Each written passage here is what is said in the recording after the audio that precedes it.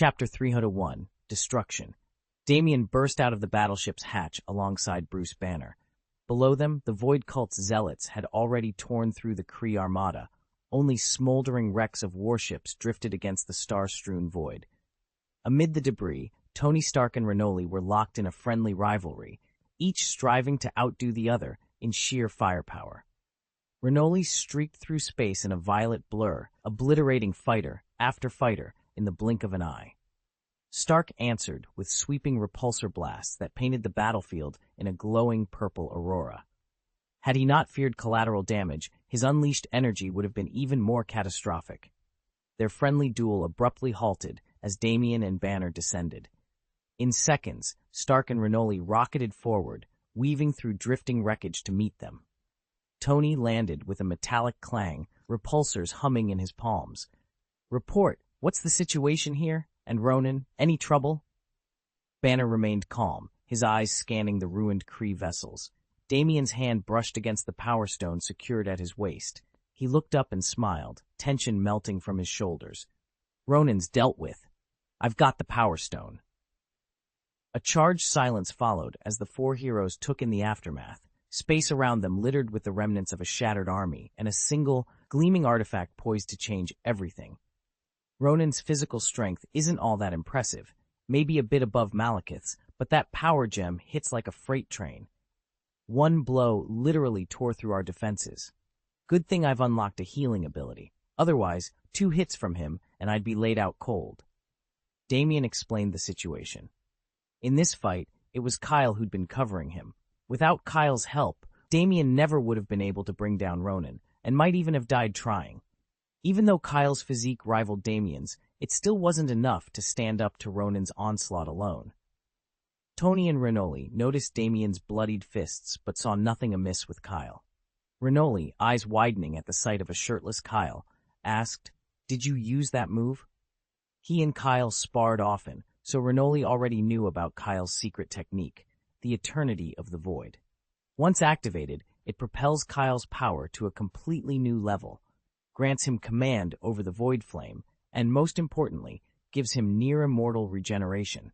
As long as Damien doesn't obliterate Banner's head in one strike or pierce his heart outright, Banner will regenerate in a matter of seconds.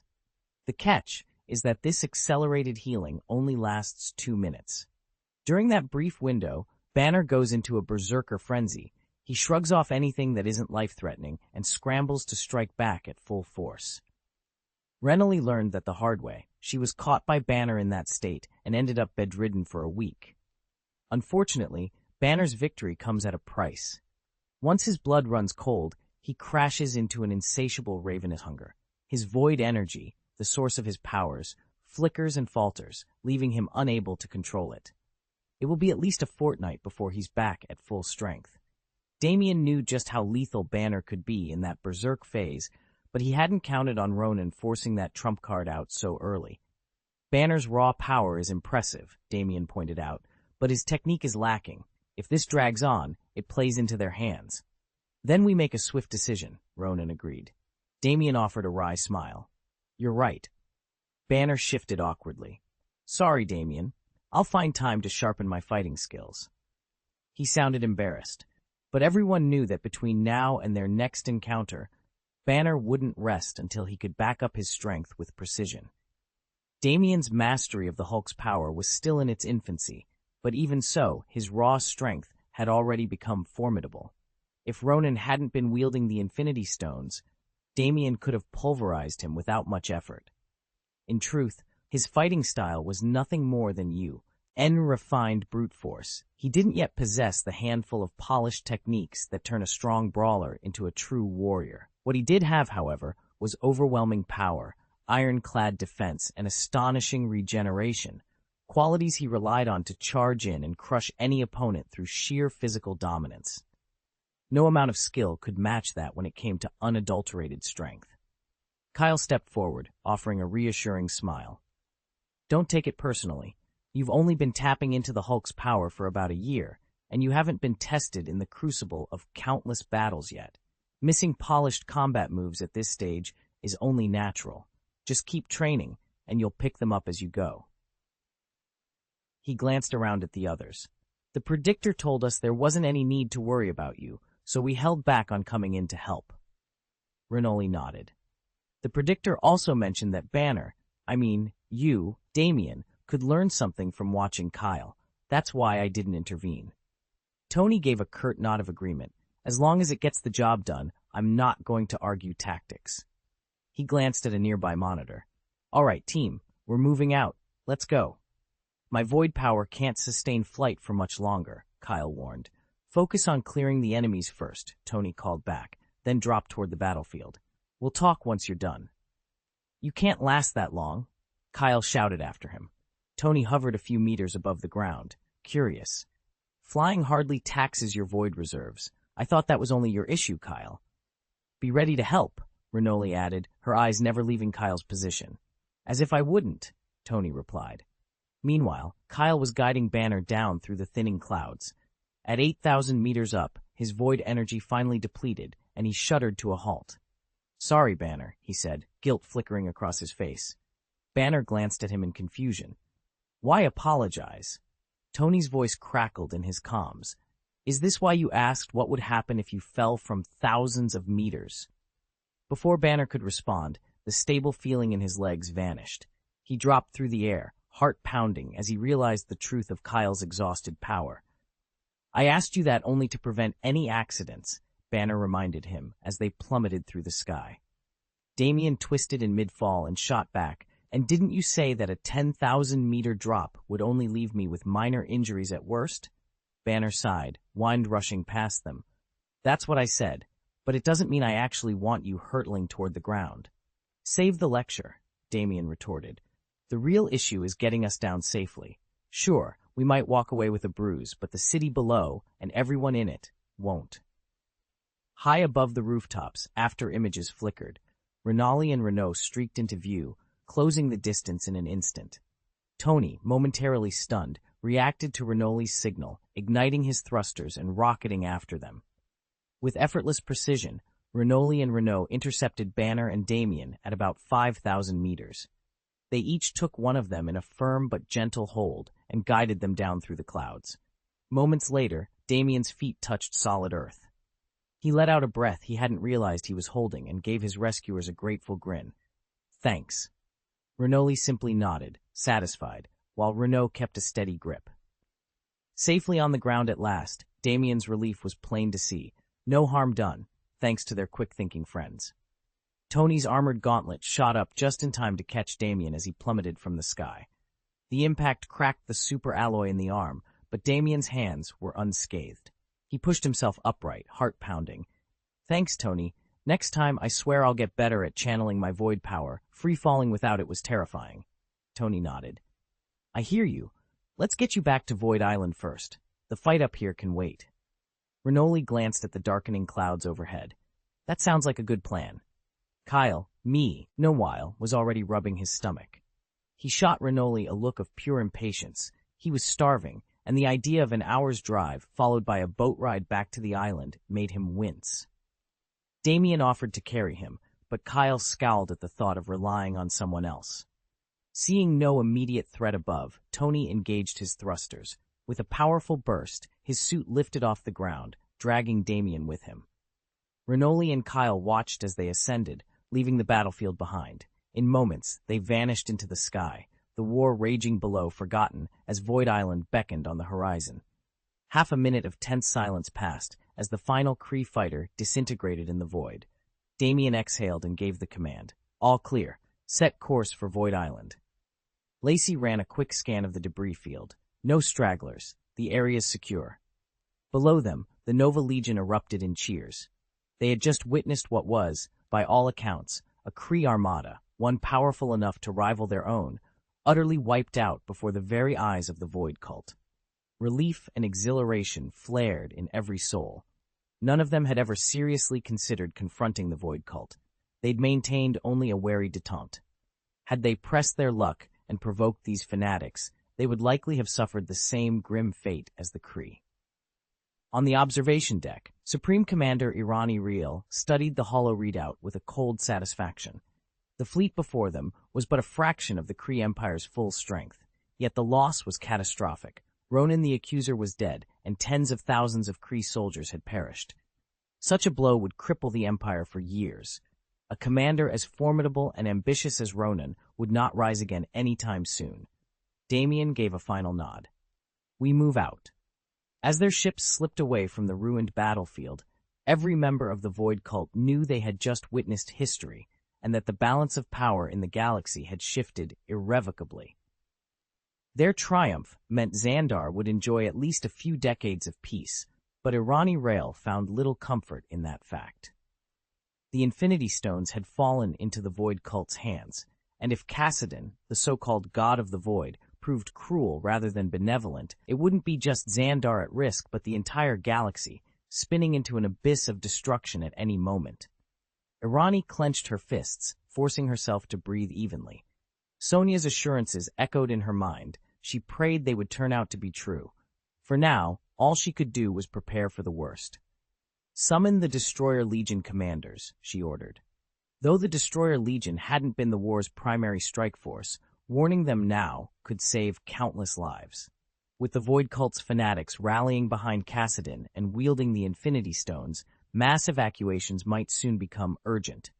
Technically, the cultists expected rewards for their service, but Irani's priority was safeguarding her people, not granting spoils. Still, she would meet with the Legion's officers to coordinate defenses and relief efforts. Every second counted. Sure thing. Please go ahead and paste the chapter text you'd like me to revise, and I'll transform it into a smooth, natural-sounding English version with Damien as the male lead. Chapter 322, Post-War Revelry. The Void God Cult's raiding party swept back to Void Island at dawn, each member boasting of the foes they'd cut down. As they disembarked, Sonia strode straight for the communal hall and announced, "In honor of our victory, the canteen will host a week-long banquet on the house. Every expense is covered." The moment her words echoed through the courtyards, celebration broke out. Laughter rang off the stone walls, and drums thundered in the distance. Yet a few veterans exchanged skeptical glances. One grumbled, "A real enemy? That was nothing compared to the Nova Corps." Another shrugged, popcorn in hand. "For the glory of the Void God Cult, that was barely a skirmish, just a warm-up." "That may be," a third admitted through a mouthful of rice, "but free food and drink for an entire week? I'll take it." Jan Morlix, leaning back against a marble pillar, picked at a plate of roasted meat. Still, word is that Ronan the Accuser's fleet was massive. Even if we don't fully grasp the power of those Infinity Stones, any conflict on Xandar would leave its mark. Murmurs of agreement rippled through the hall, but Morlix's observation only added fuel to the festivities. Suspicion melted away under the promise of endless feasting, and soon every table was piled high with steaming dishes. Toasts were raised to the Void God's might, voices mingling in a triumphant chorus that carried across Void Island like wildfire. Once the last trace of doubt vanished, Damien ate his meal with quiet composure. Barring any unforeseen complications, he'd be on his way by tomorrow at the latest. Though his opponents this time had not been especially formidable, he'd learned a great deal. The members of the Void Divine Cult had fought together in impressive unity, far from flawless, but highly effective nonetheless. What struck him most was their use of precognition. Every enemy movement and hidden intention had been revealed to them in advance. It was clear that each warrior in the Void Cult possessed some measure of prophetic ability, and with that advantage, victory became almost certain. Damien decided that in any future war, command would be entrusted to the precog. Even if the Void Cult found itself outnumbered, hope would never be lost. He still doubted that any force in the universe could truly threaten the Void Cult, yet he could not help but admire the power of foresight. Meanwhile, elsewhere, Tony, Banner, and Kyle had convened. Damien leaned against the control panel, listening as Tony Stark swirled a glass in his hand with genuine curiosity. "So the Power Stone actually awakens your innermost desires?" he asked. Bruce Banner and Kyle exchanged a knowing look. Banner nodded solemnly. "Yes. The moment you grip it, it dredges up the deepest, most primal yearnings hidden in your soul." Kyle tore off another bite of food and offered a rueful shrug. "It took me right back to my old self, puffed up with the belief that my power was unbeatable." "I get it," Banner said, gently resting a hand on Kyle's shoulder. Tony raised an eyebrow. He wasn't sure how Kyle had come by that hard-earned insight. From what Tony gathered, Kyle only saw just how flawed his arrogance was after suffering one of the toughest beatings he'd ever given. That defeat forced Kyle to confront the fact that not even the Hulk, or anyone, could claim absolute invincibility. And the more he studied the universe's true heavyweights, the more acutely he felt his own limitations. Still, Kyle had started from a very high baseline, enough to help him catch up with the other power players faster than most. All right, gentlemen, enough reminiscing. Let's get down to business. Renoli leaned forward, cutting through Banner and Tony's polite banter. How are you two so sure this gem is the Power Stone? Lacey herself didn't even know its true name. Lacey shifted uncomfortably. It's not information I can just blurt out here. But, Renoli continued, lifting an eyebrow, I've done my homework. I've heard whispers of the Infinity Stones before, but Betheth is my first time actually laying eyes on one. Tony exchanged a glance with Banner, then spoke quietly. Not many people know that Banner and I are safeguarding the Reality Stone. If word ever got out among the Void Cult, even a careless boast could spell disaster. So there really are 5 other stones like this? Tony asked, gesturing to the glowing orb before them. If someone manages to collect them all, Renoli said, her voice dropping to a conspiratorial whisper, and delivers them to Lord Cassidon, their name will go down in history. Kyle's eyes widened. 5 more? Hand them all over to Cassidon, and that would be the ultimate coup. Renoli smiled thinly. Precisely, and now you 3 know just how high the stakes have become. Chapter 7. The Price of Power. Damien had felt the Power Stone's might firsthand, and knew that even in Ronan's clumsy grip, it was terrifying. In the hands of someone like Tony or Renault, the outcome would have been utter domination. Damien's chances would drop to 0, while theirs shot to 10 out of 10. That was the true scale of Infinity Stone's power, and a warning that any other artifact, though it might not grant raw strength, could be just as dangerous. Damien folded his arms and fixed Tony with a piercing look. You said you wanted to collect the stones. Do you actually know where they are? Tony ran a hand through his hair, his brow creasing. I wish I did, but if staring at me gives you answers. Cut the theatrics, Damien snapped. Either tell us what you know, or let us go on our own. Kyle leaned forward, voice steady. Let's not get sidetracked. Right now, our priority is to secure the power gem and deliver it to Miss Sonia so she can pass it on to Lord Cassidon. Renali studied Tony's face, curious how much he was holding back. Tony cleared his throat. It's not that I'm hiding things. I just can't reveal everything yet. Trust me, I want this mission to succeed as much as you do. But believe it or not, we're already pressed for time. It's 2 o'clock in the afternoon, and every minute wasted makes our task harder. Damien exchanged glances with Kyle and Renoli. Doubts still lingered. Could they trust Tony? But the clock was unforgiving. Reluctantly, they let the question drop. The fate of the stones, and perhaps the entire world, depended on what happened next. From 3 to 5 each afternoon, Miss Sonia patrolled the island. Just take it upstairs and hand it over to her, Damien said with a shrug. You're not after any kind of reward, are you? Lacey gave him a wry look. Banner said you dropped 200 million credits on that cosmic spirit orb. Surely you want some credit for the delivery? I'm not interested, Damien replied. Besides, Alex doesn't want to get involved. If he did, he'd have gone after it himself. Lacey hesitated, but dropped the subject. Fine, just make sure you give it to Miss Sonia when she makes her rounds.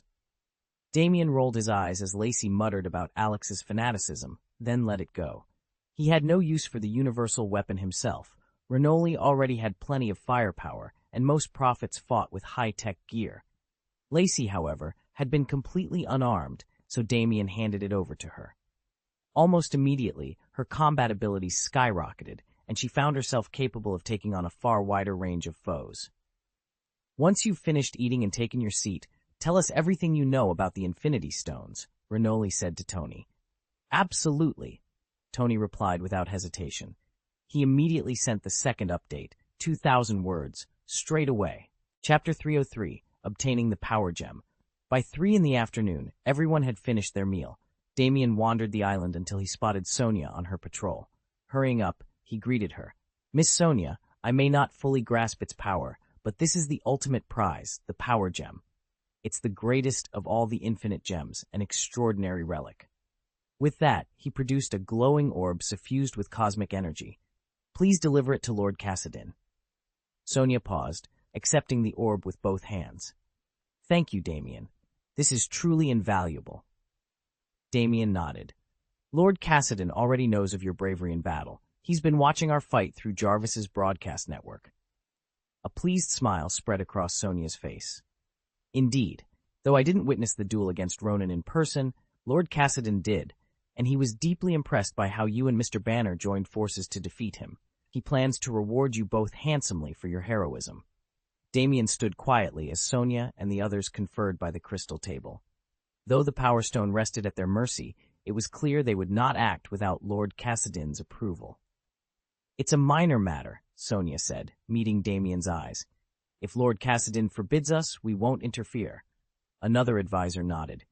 And Miss Sonia, I have no doubt you'd be ready to claim it yourself if called upon. But in the end, Sonia continued, the Power Stone will return to Lord Cassidin's hands. We've already done well to defend Xandar. Relief washed over Damien. He raised both hands, a broad grin on his face. Understood. I'll relay your words exactly as they are. Sonia's smile softened. Good. Now hurry. Eat and drink all you need. You still look a bit fragile after that last battle. Damien ruffled his short hair, feigning offense. I didn't mean to insult you, Miss Sonia. I merely meant that Lord Cassidin has always appreciated your bold efforts. Sonia shook her head, though the corners of her mouth twitched. Her expression turned earnest. That's very kind of you to say. Well then, I won't keep you any longer. Please, see that the Power Stone is returned to Lord Cassidin without delay. Damien returned her smile, heart lighter than it had been in days. He bowed and set off, determined to carry out their wishes, and to finally rest. Chapter 8. Sonia watched Kyle's ship disappear into the horizon, her expression betraying none of the worry churning in her stomach. She knew this was only the first step toward the real crisis, but with no orders to share what she sensed, she forced a courteous smile. I hope you all had a pleasant evening, she called after him, then turned and headed back up the mountain path toward the villa. Inside the grand study, Damien, known to outsiders as Lord Cassidin, stood by a wide, arched window overlooking the valley. At the center of the room, a polished obsidian pedestal waited to receive its prize. Sonia stepped forward, holding out the cosmic spirit orb that Kyle had entrusted to her. Lord Cassidin, she announced softly, placing the sphere on the pedestal. Mr. Kyle has delivered the Power Stone. Damien's dark eyes flicked to her. Good. And what did he say about our cooperation? He insists that if we authorize his forces to move, they will defend Xandar at no charge. Damien's lips curved into a faint smile. No charge, huh? He reached out, fingertips grazing the orb's swirling surface. I appreciate the gesture, but a completely unpaid alliance might breed resentment among the Void cult. We should offer a token of gratitude. Sonia nodded. Kyle spent 200 million credits on this operation. A monetary reward should suffice. Less temptation for anyone to covet power. Damien considered this, rotating the orb in his hand so the light danced across its core. He didn't mention payment, but it's only right we acknowledge his sacrifice. What figure do you think is appropriate? Sonia paused, tapping her chin. Perhaps 50 million credits, transferred immediately upon confirmation of their deployment. 50 million it is, Damien agreed. He set the orb back in place and straightened. Arrange the transfer, then inform Kyle we look forward to his fleet's protection of Xandar. As you command, Lord Cassidin. Sonia gave a firm nod, already pulling up the encrypted ledger on her tablet. Outside, a storm was gathering on the horizon, unseen by Kyle's men, but very much on its way. And when it struck, both sides would discover just how high the stakes had become. Only 600 million in total. 400 million for Kyle, 200 million for Banner. Damien nodded thoughtfully. He already knew that Kyle had paid 200 million to Star-Lord for the Cosmic Spirit Orb. The total reward wasn't lavish, but that was precisely the point. A modest sum like this would prevent any grumbling among the Void God cult's lower ranks once word got around. All right, he said. Sonia listened as Damien confirmed the split, 400 million to Kyle and 200 million to Banner. She understood that Kyle had initially fronted 200 million himself, so she raised no objections. Pulling out her datapad, she jotted down the figures, deciding to formalize tomorrow's distribution after everyone had had time to celebrate the battle's end. But Mr. Cassidon, she ventured, watching him roll the sealed orb through his fingers, you said this is only the beginning of what's to come. What did you mean by a greater disaster looming over Xandar? Cassidon didn't open the orb. He turned it over contemplatively, his gaze distant. There are 6 infinity stones in existence, he said quietly. We've secured one, but the other 5 still lie scattered across the galaxy. Damien cupped the power stone in his hand, its inner glow pulsing like a miniature galaxy. He let its radiance wash over his face, then looked up at Sonia with a confident half-smile. If you gather all 6, he said, your power becomes virtually limitless. Few even know that secret, but there are always those who learn it. It's only a matter of time before a far stronger foe comes snooping around. Sonia studied the orb's shifting light. The universe is vast, she murmured. At its summit dwell beings of staggering ambition and strength. They may not dare snatch the stone outright, but they'll certainly dispatch their scouts to test our defenses. Damien laughed softly, amusement dancing in his eyes. Just imagine how Thanos will react when he discovers the Power Stone is in my possession. He'll exhaust every channel of information before making a move. Delay tactics suit him just fine. His smile faded as the orb's glow intensified. But every moment we wait, the Void cult grows stronger. Hesitate too long, and we risk facing an adversary even deadlier than Thanos. Tucking the stone safely away, Damien met Sonia's gaze. We move swiftly then. In this cosmic chess game, every second and every decision could be the difference between victory and annihilation. Damien could hardly contain his grin. The longer he forced Thanos to wait, making him endure one delay after another, the more frustrated the Titan would become. Eventually, impatience would push him over the edge, and he'd act recklessly. Damien knew it wouldn't be long before they faced each other in earnest. Send a team to scout Void Island, Damien said. Sonia glanced at Mr. Cassidon. Shouldn't we heighten security first? Mr. Cassidon shook his head. There's no need. The Void Divine Sect members stationed on Void Island are our best defense. Many of them can read the flow of life itself, sensing an intruder's strengths and weaknesses in an instant. No one slips past their watchful eyes. Damien nodded. Understood. Sonia bit her lip, suddenly aware of Mr. Cassidon's true intention. He planned to sit back and let events unfold. What struck her as most terrifying was that, before any enemy moved, Mr. Cassidon already had every one of their plans and secrets neatly catalogued. Facing an adversary with such foresight was a sobering thought. Damien stared at the spirit orb cradled in his palm, resisting the urge to unlock it recklessly. This old villa, particularly its crowded workshop, was no place for such an experiment. One slip, and the entire building could collapse. He tucked the power gem away for now, deciding it was wiser to wait until he had a safer setting before probing its secrets. Chapter 304, Thanos' Plan. News of Xandar's defeat reached Titan like a thunderclap. In his throne room, Thanos' features, already carved from shadow, grew darker still. He slammed his gauntleted fist onto the armrest, a sound like rolling doom echoing through the vast hall. Ronan's betrayal burned hotter than any offense Thanos had endured. The accuser had once pledged unwavering loyalty, but now he was racing toward Xandar, aiming to seize the Power Stone for himself, and, by extension, deliver it to Cassidon, the so-called God of the Void. Thanos had long marked Cassidon as a dangerous wildcard, a mysterious deity whose Void cult threatened to unravel every careful move Thanos made in the universe. If Ronan had succeeded, the cult would have been crushed alongside Xandar, one decisive blow erasing 2 bothersome threats in a single stroke. But Ronan had blundered. His assault on Xandar lacked both subtlety and strength. He failed to destroy the Void cult or even inflict meaningful damage on the planet's defenses. By the time Thanos learned of Ronan's advance, the traitor was already gone beyond recall.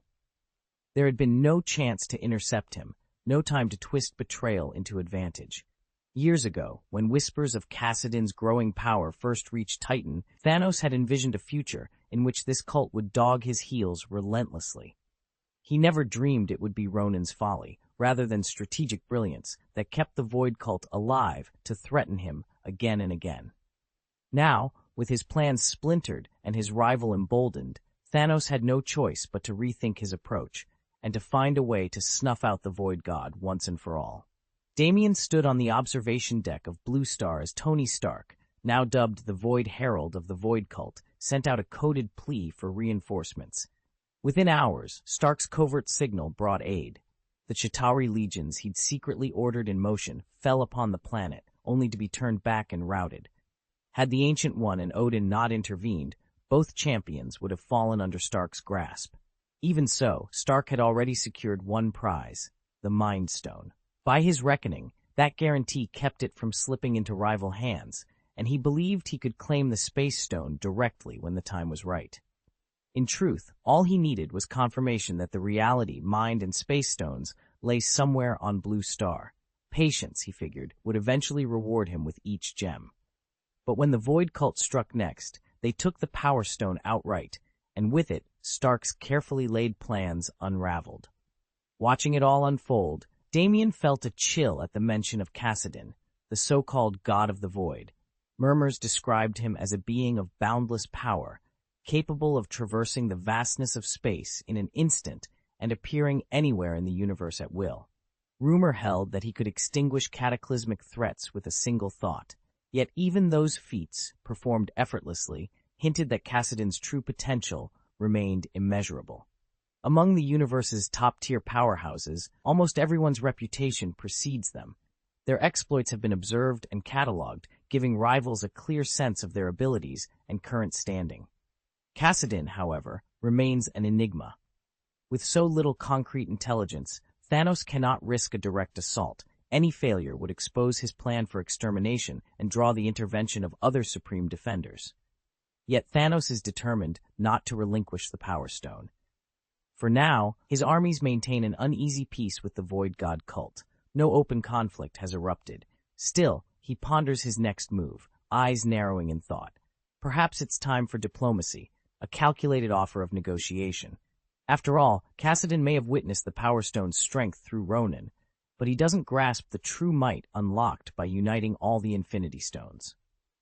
Simply holding a gem is not the same as mastering its power, something Thanos himself learned long ago from the lessons of Odin the All-Father and the Ancient One.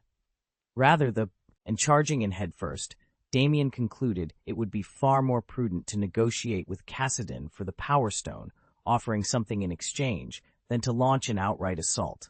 But since founding the Cult of the Void, Kassadin, the God of the Void, had quietly slipped out of the public eye. He hadn't been spotted in years, and little was known about his whereabouts. Tracking him down posed its own dangers. Accepting an invitation to Void Island would be tantamount to walking into a wolf's den. So Damien resolved to establish contact at a distance first, probing Kassadin's mood and gauging his willingness to deal. He would open a channel of communication through the Void's intermediary network, laying the groundwork before risking a face-to-face meeting. In the meantime, Damien decided to play a waiting game. He recognized that Kassadin was unlikely to surrender the Power Stone outright. Better, he reasoned, to secure one or two lesser Infinity Gems first, building his strength quietly, before considering any drastic measures. A direct confrontation with Kassadin, fresh from acquiring the Power Stone, would be sheer folly. Thanos stood in the silent throne room, every sense on high alert. One false move and he could die here and now. He let out a low snarl. "Odin, you old fool, why won't you just stay dead?" His cold gaze tracked the contours of the All-Father's statue. He'd memorized every tale of Bor's son, the many times Odin's slumber had been broken, each revival more powerful than the last. Age only made him deadlier. Even at the brink of death, Odin was a force to be reckoned with, a skeletal camel that could still trample an entire cavalry. Thanos knew he couldn't face him in direct combat. A weakened Odin might seem vulnerable, but a dying All-Father was no pushover. And if the Ancient One joined the fray, his chances would plummet to 0. A single spell from Earth's supreme sorcerer would tip the scales instantly. The Titan clenched his fists. He would wait. He would linger until the final spark flickered out in Odin's eyes. or until some new threat drew the Ancient One away. Only then could he move in for the kill. And if the cult of the Void were exposed before that, if word of their conspiracy reached the light, Thanos would act without hesitation. The Power Stone would be his. But for now, patience was his greatest weapon. Chapter 7. The Unseen Move. Damien surveyed the cosmic ledger one last time. So far, the Power Stone, Space Stone, Mind Stone, Reality Stone, and Time Stone had all been accounted for, and only the Soul Gem eluded capture. He understood that, for now, broadcasting his true ambitions would be a grave mistake. It was far more advantageous to let the galaxy believe he'd obliterated a planet in a single stroke, and in that same moment of devastation, claimed all 6 Infinity Stones. He reviewed the stones already in play. The Space Stone granted instantaneous teleportation across any distance.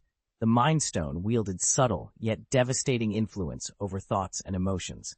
Neither was built for brute force.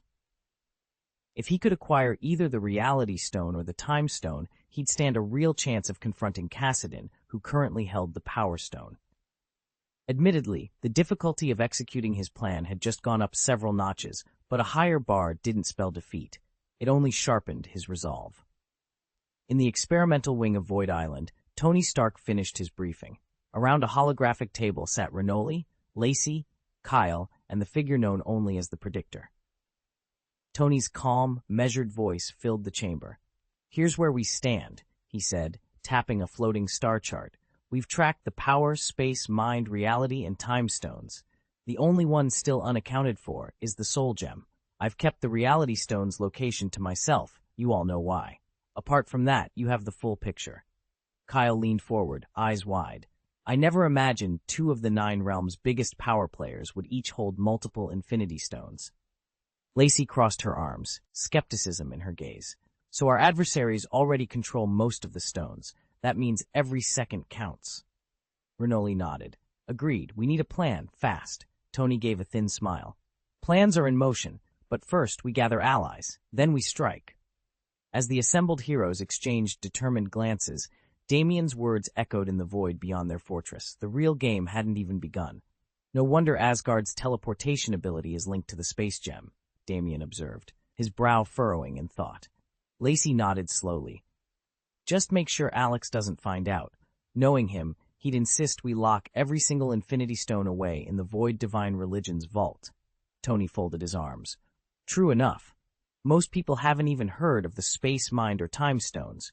But word that Lord Kassadin claims the Power Stone is already public." The prophet tilted his head. "Do you think that'll bring trouble on the Void Divine Religion?" Tony shrugged. "If I hadn't mentioned it, only those deep in the bounty networks, where intelligence flows freely, would know. The rest of the universe is blissfully unaware. And as long as few know, no one's paying attention. News that the Power Stone has fallen into the hands of the Void God cult will spread like wildfire across every planet in the galaxy. Before long, every major power will know, and each will be plotting its own course of action. If anyone dares to come after us," Renoli said coolly, "Master Kassadin need not lift a finger. I'll see to it they never make it back alive." Kyle smiled. "No doubt some will be tempted to test us, but very few across the universe would truly gamble with their lives." "They'd have to be extraordinarily powerful," Renoli continued, "but with Kassadin on our side, we have no reason to fear any challenge." Tony nodded in agreement. Renoli's confidence was not merely his own, it was bolstered by the sheer legend of Lord Kassadin. Lacey tapped her chin thoughtfully. "Tony, you mentioned before that someone tried to seize the space gems. Does that mean Thanos could be a threat to our Void God cult?" Damien's dark eyes narrowed as he surveyed the war room table. "Right now, they see us as a potential threat, but not as outright enemies. Yet." Tony Stark drummed his fingers on the metal surface. "Thanos has the nerve to invade the 9 realms," he said, "but to come after you directly? He'd have to be damn sure he could pull it off." He paused, weighing his words. In truth, Damien had already mustered every last acolyte of the Void cult to his banner. If Thanos made a move against him, there would be no turning back. But Tony didn't want to spin a story that could be unraveled in seconds. Better to lay out the facts and hope Renoli and the others would throw in their lot with them. "Look," Tony continued, Odin and the Ancient One are hanging on by a thread. Thanos' assault on Blue Star is all but guaranteed. But even then, I can't wrap my head around how bold he'll have to be to challenge you directly. Damien's lips curved into a faint, knowing smile. Let him be bold, he replied quietly. He'll find that snatching the Power Stone from me is a fool's errand. I've seen every one of his schemes before he even puts them into motion. Tony leaned forward, the tension in his jaw easing ever so slightly. If anyone could anticipate Thanos' next move, it was Damien. Mysterious, calculating, and always 2 steps ahead of even the Mad Titan himself. Perhaps Thanos doesn't suspect the full extent of Damien's deception. Damien, for his part, saw through Thanos long ago. Yet Thanos believes his cover remains unbroken and continues plotting in secret. Even with his vast intelligence network, Thanos knows only that the Aether's true form is a reality stone. He could never imagine that Odin lost custody of it, that it now rests in Damien's hands. Under ordinary circumstances, Odin would never surrender such a treasure to another, so Thanos assumes the reality stone is still secure in Asgard. His plan, then, is to strike down Odin and the Ancient Ones with a thunderous assault and claim the stone by force. Damien paused and exchanged a glance with Kyle. So they're only potential adversaries? He mused. I'd planned to confer with the 5 Obsidian generals before making any move. Kyle nodded slowly. Perhaps it's wiser to wait for Master Cassidon's orders. Relieved that they were not yet Thanos' direct targets, Kyle set aside his earlier doubts and spoke with renewed determination. Chapter 305, Famous Across the Universe. In the cutthroat world of interstellar bounties, the name Thanos carries almost mythic weight. Anyone who underestimates his forces or dares provoke one of the 5 Obsidian generals risks a swift and brutal end. Damien's power has grown so immensely, however, that even the prospect of facing Thanos' army no longer sends a chill down his spine. Still, without a direct command from Lord Cassidon, he prefers to keep a low profile and avoid needless conflict.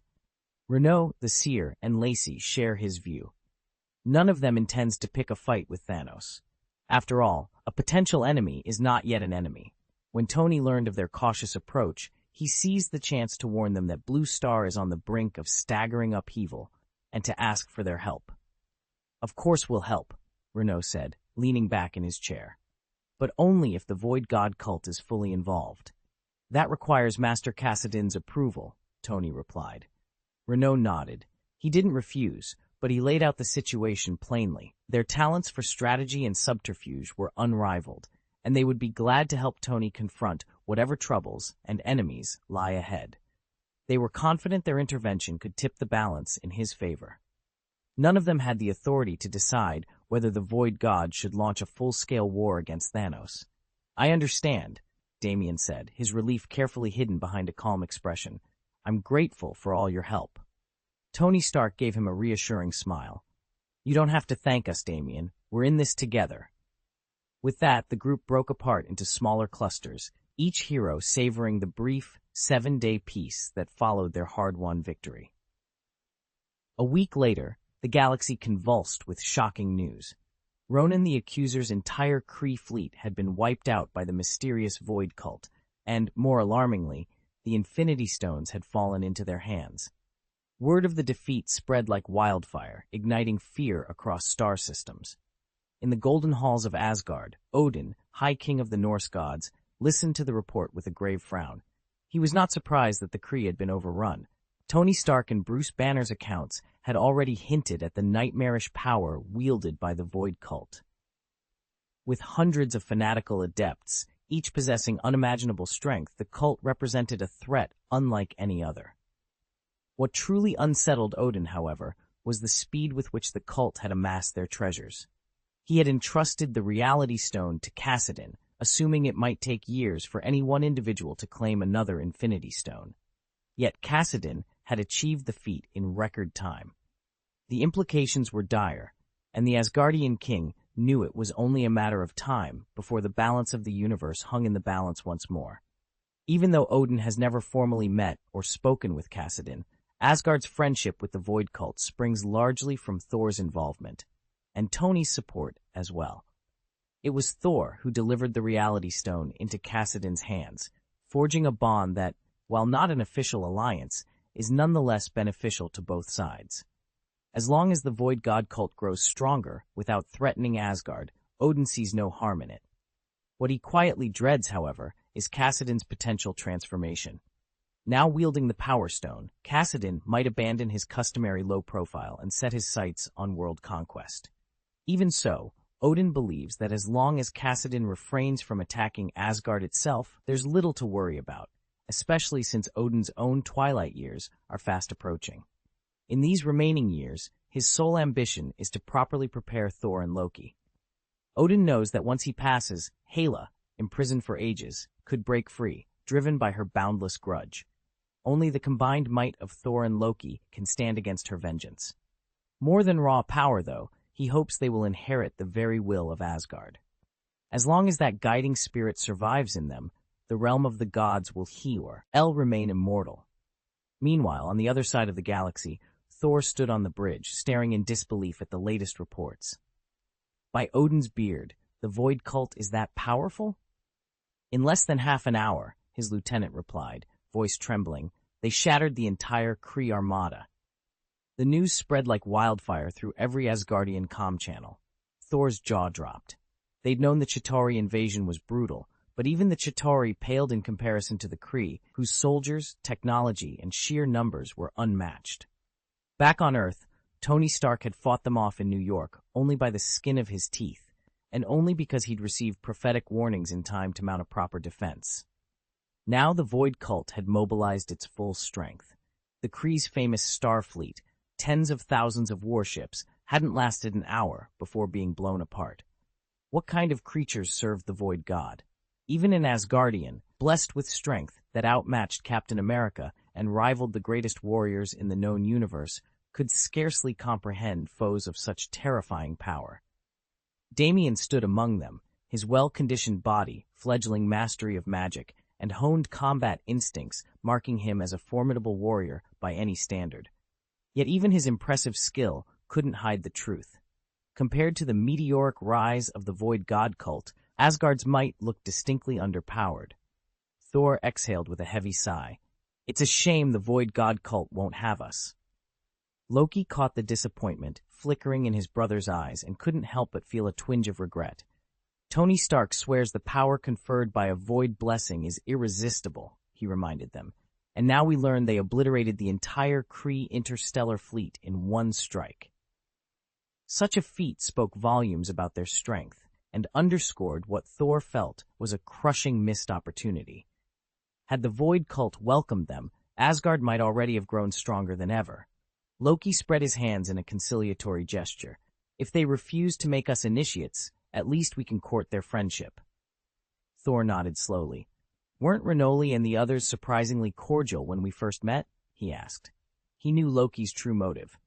A desire to wield greater power in order to protect Asgard and to test his own limits. Yet he also understood why the Void God cult kept its distance.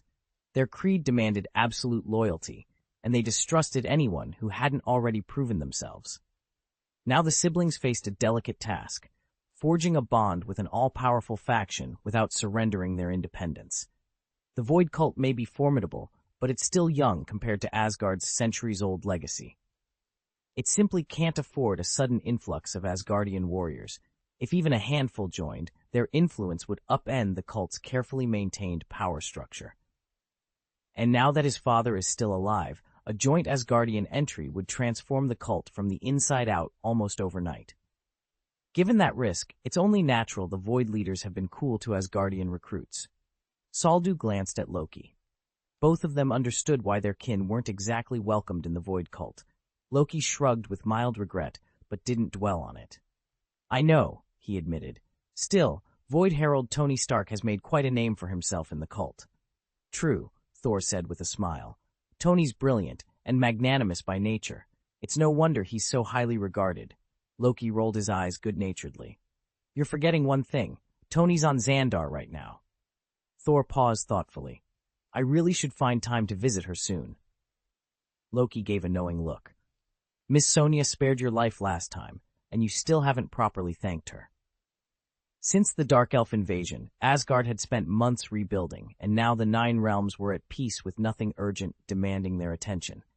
Thor intended to travel to Midgard, see Tony, and personally express his gratitude to the envoy Sonya. But before you meet with the Void God cult, Loki cautioned, I ought to seek Father's counsel. You're a leading candidate for the Asgardian throne. You could be king any day. It's best to proceed carefully. Thor nodded in agreement. You're right. I'll ask Father first. Let's go. With a shared nod, the two brothers set off toward Odin's hall. Damien sat quietly in the great hall of Asgard's palace as Odin surveyed him with steely gray eyes. At Odin's side stood Thor and Loki, but all attention was on the newcomer. Finally, Odin spoke. With Kassadin's presence in the Void cult, its power will inevitably grow, he said. Now is precisely the moment to open formal diplomatic channels with the Void Divine Sect. If you wish to visit their stronghold and express our thanks, you have my blessing. Thor, leaning forward, added, Just remember to honor their customs, Father, and don't lose sight of Asgard's own dignity and flair. Odin nodded. You're right, son. It will be your first encounter with them, so bring a gift, perhaps a fine barrel of Asgardian mead. Thor's brow furrowed. He'd been planning a casual visit to check on Tony, but he masked his surprise and bowed low. As you command, Allfather. Loki, lounging on a nearby bench, raised an eyebrow. Must I go as well? Last time I nearly lost everything. He tapped his chin theatrically. I'm not exactly popular on the Voidists' guest list. Odin's gaze fell on Loki like a hammer. Precisely why you must attend. Asgard marches forward, united. He turned back to Damien. You leave at dawn. Prepare yourselves. Damien inhaled, steeling himself for the journey that would change his fate and Asgard's forever. Odin looked at his two sons with solemn authority. You two will go as Asgard's representatives. Bringing both of you shows our sincerity. Just be very careful not to offend the Void God Faith's taboos. He paused, recalling how close Loki had come to death on Void Island last time. Yet he needed Loki there. Loki would one day stand for Asgard in these negotiations. It was vital to clear up any lingering misunderstandings with the Void cult and forge a friendship while Loki was still young. Loki's emerald eyes flickered as he understood his father's purpose. Reluctantly, he inclined his head. I'll watch my words and my actions. You needn't worry. Just let me know what to say. Thor, standing beside them, looked surprised that Loki was being summoned again. Still, he dutifully added, All right, just don't make the same mistakes you did before. Loki gave his brother a half-smile. I'm more worried that you'll jump in and accidentally say something we can't take back. Thor threw up his hands in mock surrender. Fine, I'll stay quiet. Loki shot him a smug glance, then turned back toward their father, ready to do his duty. Then it's settled. At Sol's words, he solemnly signaled the ropes. Odin watched as Thor and Loki strode off together, playfully bickering, yet wearing broad smiles. They really have grown closer, he observed with pride. Frigga, standing nearby, couldn't hide her joy as she looked at their two sons. That's exactly how brothers should be, she said, her eyes shining. Odin nodded in agreement, content at the sight of his family united in goodwill. Chapter 306. What is God? High atop the spired towers of Blue Star, the supreme mage, the venerable Ancient One, received troubling word of the Void cult's resurgence. She closed her eyes, whispering a silent prayer. I hope this new power won't taint Blue Star's light. For years now, her visionary gifts had betrayed her. Where once the future unfurled before her like a shimmering tapestry, its threads now lay in tangled darkness. She reached out with her mind, seeking even a glimpse of what was to come, but found nothing. No shape, no color, no direction. It was as if someone had surgically removed her sight. At first she could not fathom who might possess the potency to blind her clairvoyance so thoroughly. Then she recalled the inscriptions and prophecies she'd unearthed in the shadowed depths of the arcane vault. The name Kassadin, the god of the void. In every future she had once surveyed, he was absent, vanished into oblivion, until suddenly he erupted into existence, without warning, without precedent. Now whenever she strove to pierce the mists of time, her vision fractured and splintered, yielding only impenetrable blackness. If Kassadin had woven this veil, it meant her every attempt to predict the Void cult's machinations would fail. She could not anticipate their dark rites, nor ready defenses against their insidious march. Unchallenged for a millennium, the Ancient One had faced countless foes, dragon spawn, demon lords, even rogue gods, yet she had never known true defeat. But without foresight, her greatest weapon lay dormant. Blue Star's fate, her fate, rested on a single question. When one cannot see the future, how does one prepare for the end? She had achieved her unparalleled mastery of magic not only through relentless study, but also thanks to her rare gift of foresight. Without that ability to glimpse past and future events, even she could not be absolutely certain of victory against some of her most formidable foes. Fortunately, she had already seen the threads of her own destiny and learned exactly who would carry on her legacy. After guarding the Blue Star for millennia, she was ready to rest. The world's protection would now fall to Stephen Strange. Meanwhile, high atop Olympus, Zeus himself read the same news reports. Unlike Asgard, which was unmistakably beginning to decline, Olympus remained at the peak of its power, and every god in the cosmos showed proper deference to its king. Clad in gleaming golden armor and with his ample frame, Zeus could not hide his surprise. Granted, Ronan the Accuser embodied a significant fraction of Kree might, but he did not speak for their entire empire. And the Void God cult, a burgeoning force founded by Kassadin, the god of the Void, had not yet revealed its hand. The Void cult's ability to wipe out Ronan and his 10,000 Kree elite without suffering a single casualty only confirmed what everyone already feared. They are not to be underestimated. Zeus studied the tactical readouts one last time, then spoke aloud to the silent throne room. "Damien, Kassadin's rise is impressive," he said. "Perhaps we should invite the new god of the Void to the banquet of the gods." Though Kassadin now bore the title God of the Void, his true strength remained unproven. Before issuing a personal summons to Mount Olympus's grand feast, Zeus resolved to observe him more closely. If Kassadin's power proved superficial, he would not merit an invitation. Meanwhile, across every star system linked by the cosmic network, the news of what had transpired on Xandar had spread like wildfire. Civilizations from countless worlds now spoke in hushed tones of the Void cult's devastating strike. Kassadin's declaration that he would establish a new faith under the banner of the Void no longer sounded like idle boasting.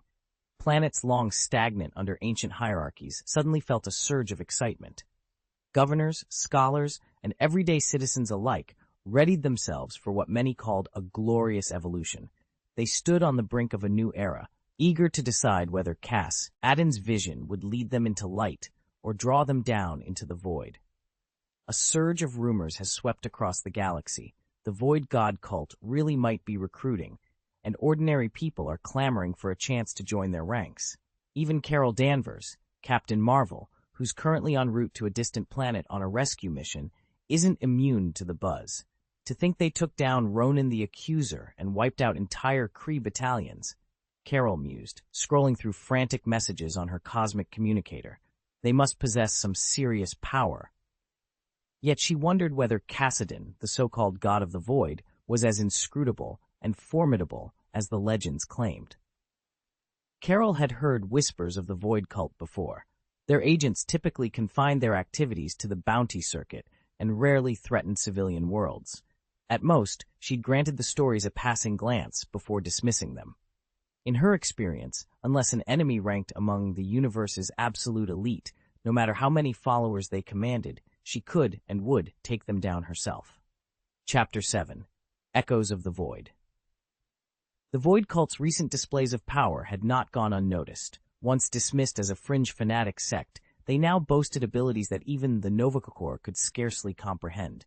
Carol Danvers, Captain Marvel and protector of the Xandarian system, had quietly turned her attention to the cult's mysterious founder, the Void god Kassadin. Was he truly the universe's preeminent force, or merely a man exalted beyond reason? For the moment, the cult's operations remained clustered around the Xandar frontier, well beyond the core worlds that relied on Carol's protection, so she held off on direct intervention. Instead, she commissioned deeper scans of Kassadin's strongholds, requested covert reports from Nova spies, and pored over every dispatch that mentioned the Void God. But beyond heightened vigilance, no orders had been issued to mobilize the Star Force. News of Ronan the Accuser's death, by contrast, was universally welcomed. A notorious militant within the Kree ranks, Ronan had terrorized entire star systems under the pretense of avenging the Empire's honor.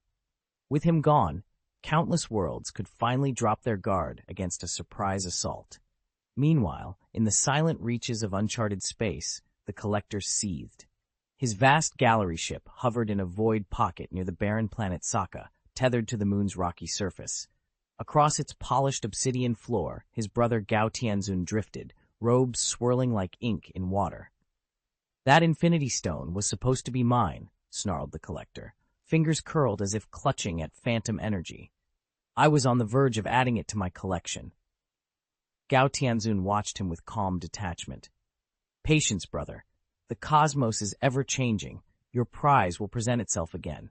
But the Collector only bristled, casting a glare that could have ignited suns. Frustration drove him to pace, a gilded, caged bird desperate to break free. And somewhere, he vowed, the next opportunity to seize unimaginable power would be waiting. Ordinary people may know nothing of the Infinity Stones, but neither Collector nor Gao Tianzun are ordinary. Damien glanced at his brother, impatience flickering in his eyes. "I just don't have the gem yet. Why the hurry?" Gao Tianzun smiled. "Every inch, the serene immortal. We both enjoy eternal lifespans. Even Odin, the so-called god of the void and god king, can only boast a few thousand years at best. That's but a blink to us." "So we simply wait for them to die and then claim the stones," Damien said, crossing his arms. "Precisely." Gao Tianzun's smile widened. "We have countless servants and infinite time. Millennia are nothing when you never truly age." He paused, eyes shining at the thought of what lay ahead. "The power gem among the infinity gems would crown my collection. Its raw energy is unparalleled." Damien's tension eased. "You're right, there's no rush. Thousands of years will pass in the blink of an eye." And with that, the two immortals settled back into their quiet confidence, certain that time and destiny would bend to their will. It's only a matter of time before you succeed. When Gao Tianzun finished speaking, the Collector, an aging figure draped in time-worn robes, paused, then began to outline the true significance of the Infinity Stones. As he spoke, his tension slowly eased. Over countless ages, both he and Gao Tianzun had witnessed gods ascend to greatness, forge legends, then wither into old age before finally vanishing. They had seen mighty empires rise from dust to glory, and then crumble back into dust again. Time, they knew, was pitiless and inexorable. It marches on without pause, eroding even the most godlike of beings. "No matter how vast your power," the Collector continued, "time will chew away at you bit by bit until there's nothing left. Deities may live for millennia, but they are not immortal. Inevitably, they slip from existence, their stories carried off by the years." He looked at Gao Tianzun gravely. "Over the centuries, the stones have changed hands innumerable times. None have ever gathered all six, none have maintained them. Consider Odin, the All-Father, whose might stands unrivaled across the cosmos, second only to a handful of primordial entities barely clinging to reality. Yet even he cannot escape time's corrosion. Did you forget his father Bor? Once a sovereign of unimaginable power, Bor fell victim to the same fate. Time claimed him in the end." Gao Tianzun absorbed the Collector's words in silence. Both men understood that tracking down the Infinity Stones was only the first step. Uniting them, and using them before age itself consumed their wielders, would demand something far greater than mere strength. It would require a plan forged in patience, guile, and an iron will to defy the world's most unstoppable force, time itself. His former power had been truly fearsome, unequaled in its day, but even he could not withstand the relentless march of time and had fallen centuries ago. By all signs, Odin himself must soon follow in his father's footsteps. "How long do you think this void cult can endure?" Gao Tianzun asked, a spark of curiosity in his eyes as he watched his brother, Damien, relax for the first time in ages. "That all depends on whether Kassadin is really a god," Damien replied, leaning back in his seat. "If he is a true deity, and if he doesn't die by some accident or stroke of fate, he could easily last 3,000 years. Maybe 5 or even 10,000, but if he's nothing more than a pretender, his movement might collapse in under a millennium." A wry smile touched Damien's lips. "The universe is full of beings who could claim divinity whenever they seize enough power to dominate a world. Yet authentic gods remain rare. Look at the immortal inhabitants of Asgard or Olympus. Barring a freak catastrophe, they can live for millennia, though to them, even 1,000 years is but a fleeting instant. For eons, certain beings have spanned centuries and even millennia, witnessing the birth, triumph, and ruin of entire civilizations. When one of these ageless entities wields truly prodigious power and performs feats beyond imagination, mortals come to revere them as gods. These deities bequeath their authority across generations, shepherding or defending entire worlds for ages, hence the rise of legendary realms like Asgard and Olympus. In contrast, even the mightiest warrior, whose life barely reaches a few hundred years, is little more than a short-lived powerhouse. Regardless of where the void god Kassadin stands in that celestial hierarchy, the Infinity Stones will ultimately gravitate into his hands. His fellow collectors therefore show no haste. "We shall see," one of them replied with calm certainty. Gao Tianzun chuckled softly at his brother's remark. Both brothers had existed since nearly the dawn of time, watched empires ascend and collapse, and satisfied every curiosity the cosmos could offer. Now, only fresh challenges could stave off their eternal boredom. Damien lay, leaned back against the high observation balcony, arms folded, his gaze drifting across the holographic arena below. From this vantage point, the gladiatorial contests of captured warriors, from as many star systems as the Empire could snag, played out like an intricate dance of blood and strategy. Each clash, each desperate maneuver, fueled his fascination with life on the edge of extinction. Beside him, his younger brother, Lucan, was equally absorbed, but for very different reasons. Lucan's keen eyes swept over the auction hall, filling the far side of the platform, where priceless artifacts and rare interstellar curiosities changed hands for staggering sums. A chipped relic from the Dragani homeworld, a perfectly preserved datasphere from the lost civilization of Kirshen Prime. Each treasure was a new trophy for Lucan's ever-growing collection. The two brothers shared a single passion: observing the unfolding tapestry of the cosmos.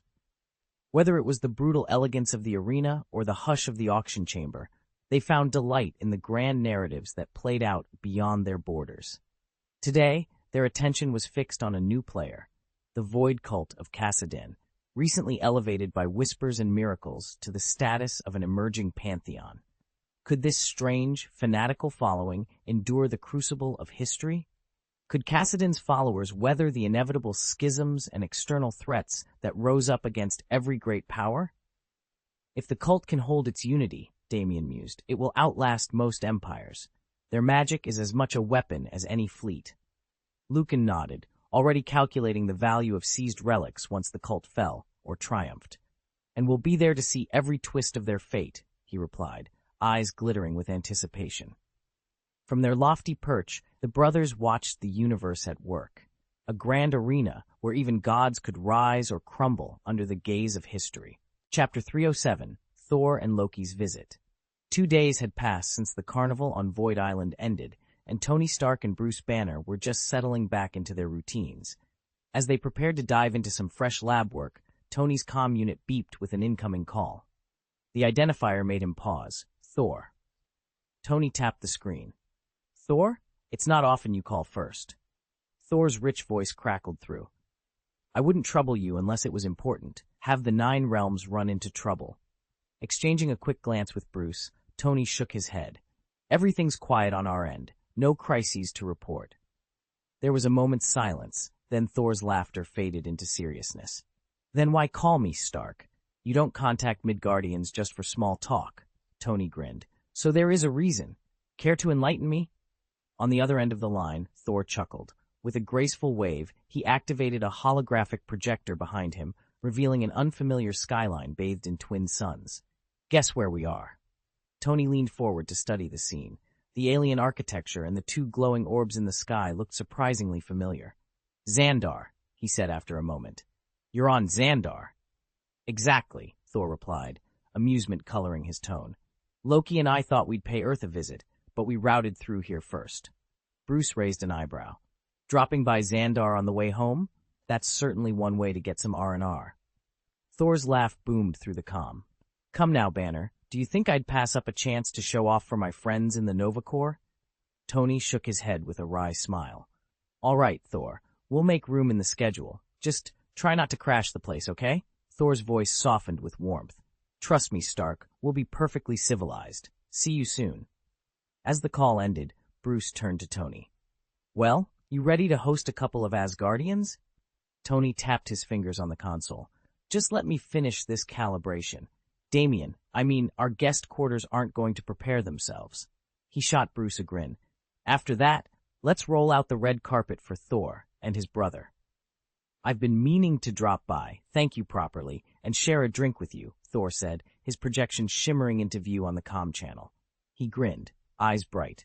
But time got away from me back in Asgard. Now that everything's settled there, and the 9 realms are at peace, I'm finally coming to visit. He paused, then added, we'll touch down on Void Island any minute, plenty of time to catch up once we're on the ground. Thor shifted the hollow image slightly, revealing another figure standing at his side. We?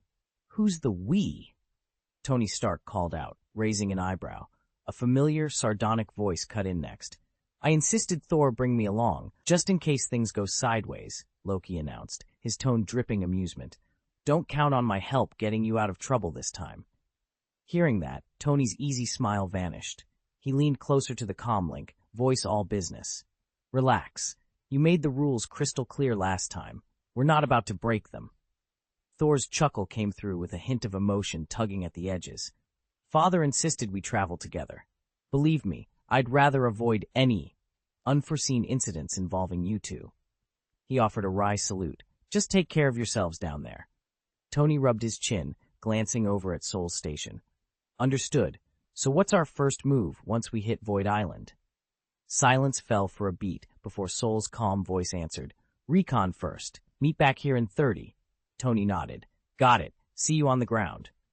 He cut the connection and turned to Saul, expression already shifting into mission mode. Loki stepped onto the helipad of the flying carrier with his trademark smirk. No warm welcome? Fine. I'll be on my way. Tony Stark crossed his arms and exchanged a wry look with Thor. Loki, he said, voice firm, you know I'm not exactly your biggest fan, but since you're here for Thor, I'll offer one bit of advice. He leaned forward, eyes serious. Aster Kassadin has the Power Stone now.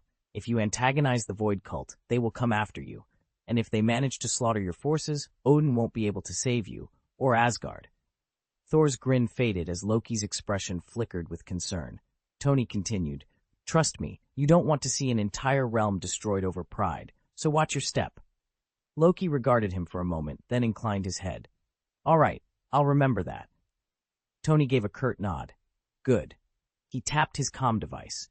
That's enough for now. The line went dead. Moments later, Loki led Tony and Thor aboard a shuttle bound for Void Island. As they touched down on the windswept docks, Renoli and the Prophet emerged from the shadows, awaiting their arrival. The quiet tension in the air was a stark reminder. On Void Island, every alliance and every warning could mean the difference between survival and annihilation. Thor, I never expected you to drop by, Damien said, greeting the god with an easy smile. Although Damien's circle still nursed some doubts about Loki, they all thought highly of Thor, honest, straightforward, and always well-meaning. My brother did cause you trouble last time, Damien continued, and I'm grateful to you and to Goddess Sonia for sparing him. I really came to say thank you, he added, and to spend some time with you and Tony. Don't worry, we're not here to join the Void God cult. We just weren't sure if you'd be open to visitors. Thor clasped Damien's hand warmly. You're always welcome here, he assured him. Sonia is still up at the mountain villa, but I'll let her know you sent your thanks. As for Tony and Banner, they're in the experimental wing. Shall I lead you over? Damien returned Thor's smile, clearly appreciative of the invitation and the genuine kindness behind it. All right then, let's go together. Thor caught the determination in Damien's voice and knew that arranging an audience with Miss Sonia, the Void Goddess, would be anything but simple. He didn't push the issue. Instead, he shrugged on his cloak and fell in beside him, a confident smile playing on his lips. By the way, Thor said, where are our precogs? Big Kyle and our resident T-Rex, Lacey? Loki glanced around, eyebrows lifting at the empty clearing. You two alone? I thought you always moved as a full team. Damien waved off the question casually. They're tied up at the moment. Kyle's off rebuilding his strength. He can't seem to function without a full stomach, while Lacey's busy mastering the omnipotence weapon. The Oracle tipped them off about my plan, so they knew not to drop everything at a moment's notice. Thor chuckled. Sounds about right.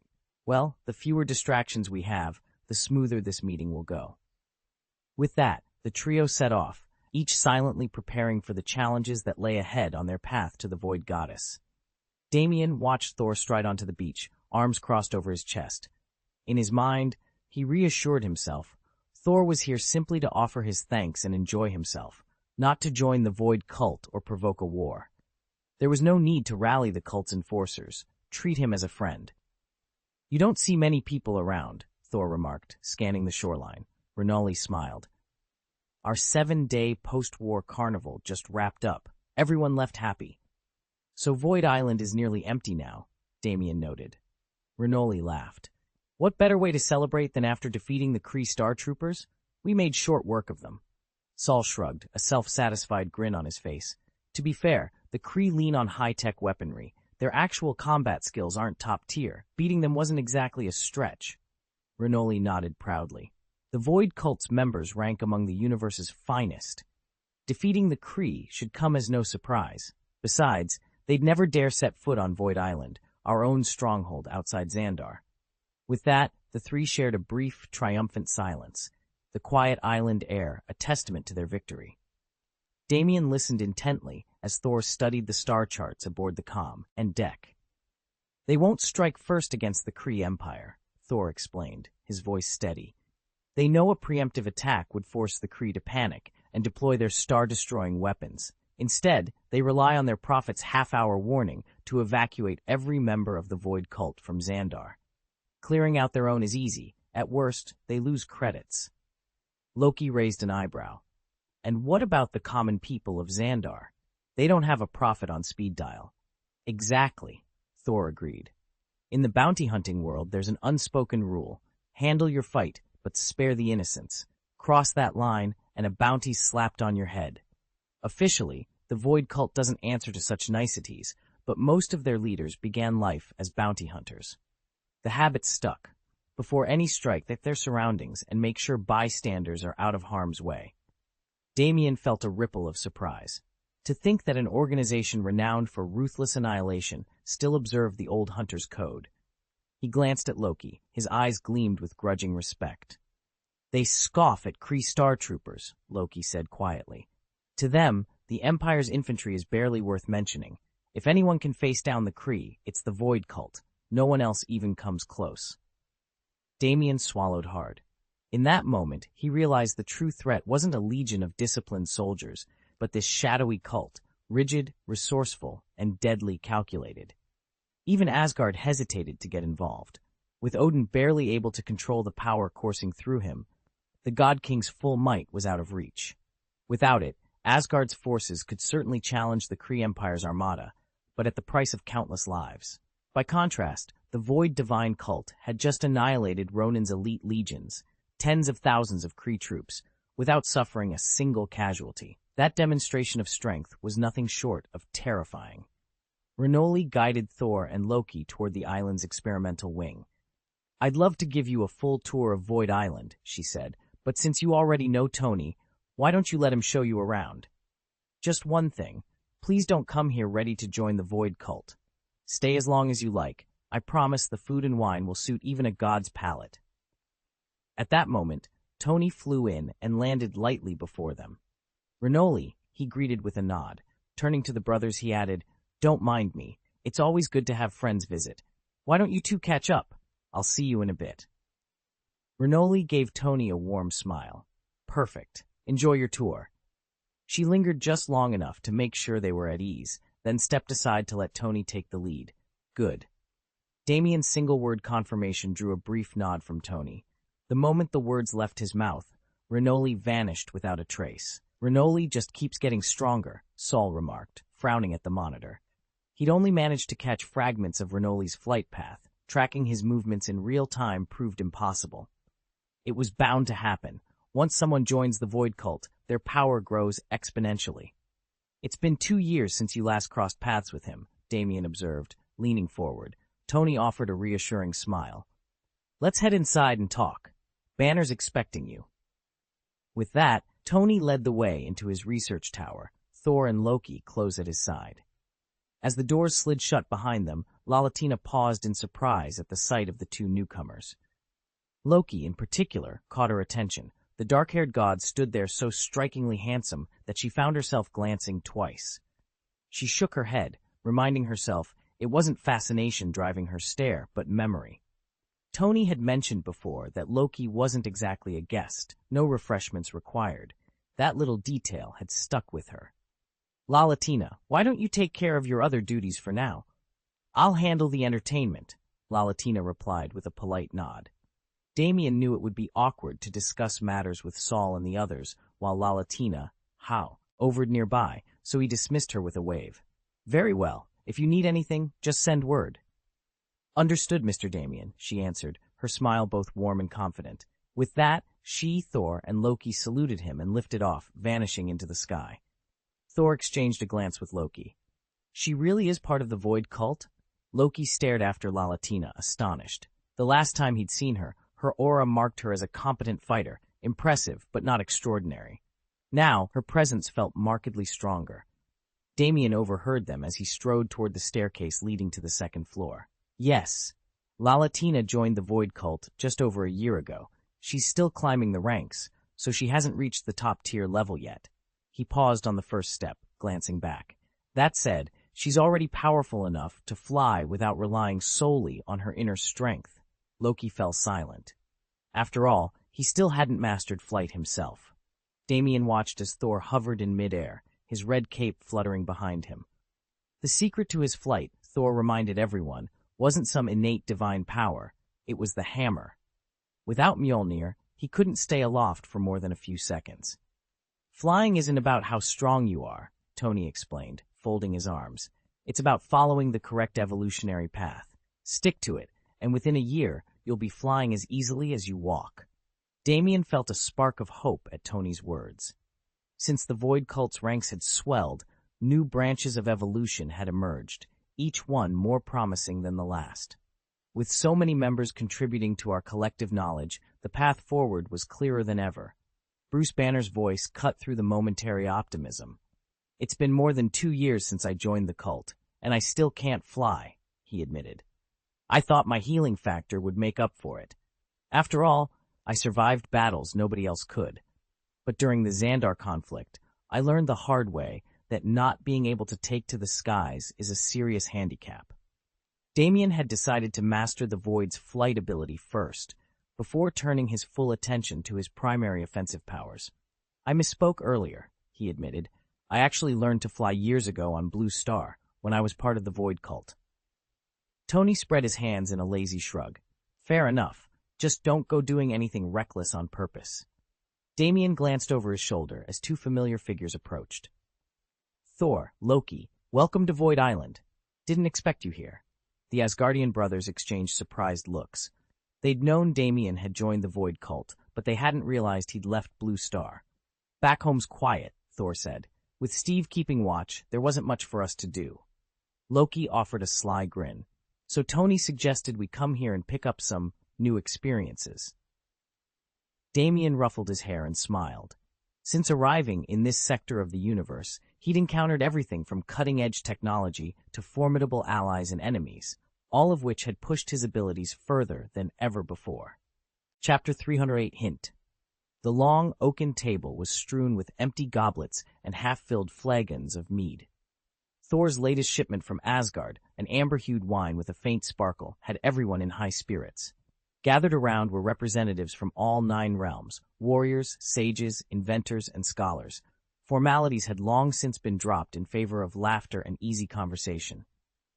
Damien leaned back in his chair, a goblet of Thor's vintage cradled in one hand. Beside him, Tony Stark swirled his own wine, already half lost in thought. Across the table, the radiant Saul caught Damien's eye and offered a friendly nod before lifting his goblet. How goes your research into the power of aether? Saul asked casually, his bright eyes reflecting the candlelight. Damien took a deliberate sip and set the goblet down. It's tempting to say we've made significant breakthroughs, he admitted, but right now, our efforts are focused on thruster engine design. We haven't begun the etheric tests in earnest. Tony grinned at Damien. Yet if you did dive into etheric energy, he remarked, voice playful, you might leapfrog your engine development. Ether can produce effects that defy our usual laws of physics. Saul cocked his head, curiosity sharpening his expression.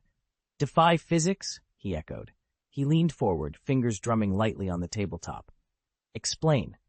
Damien exchanged a quick glance with Tony, then nodded. Ether isn't just another power source, he said. Its properties allow for warp field generation, instantaneous energy transfer, you name it. In theory, an ether-driven thruster could propel a vessel at speeds we can't currently achieve, maybe even faster than light travel. A murmur ran around the table. Even the most seasoned warriors exchanged astonished looks, while the inventors leaned in, eyes bright with possibility. Saul tapped the table, excitement evident in his tone. Then we must explore it. Tell us more. Damien raised his goblet again and for the first time that evening allowed himself a genuine smile. Very well, let us begin. Chapter 8. Custodians of the Ether. Damien slipped into the lab, shutting the door softly behind him.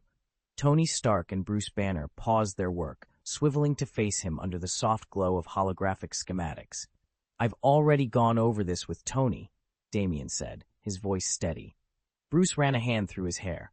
The power of ether isn't just another energy source. It can grant any desire, create matter out of thin air. Damien nodded. Precisely. But Tony's vision is to develop a synthetic method, something any well-equipped lab can replicate, provided you have the right base materials. That's the only way Blue Star's technology can really move forward, Bruce agreed. And it's also why we can't simply hand off the ether's full power to someone else, Damien added. Raw shortcuts are too dangerous in the wrong hands. Bruce leaned back, folding his arms. Ether is a shortcut, sure, handy for everyday tasks, but deadly in scientific research.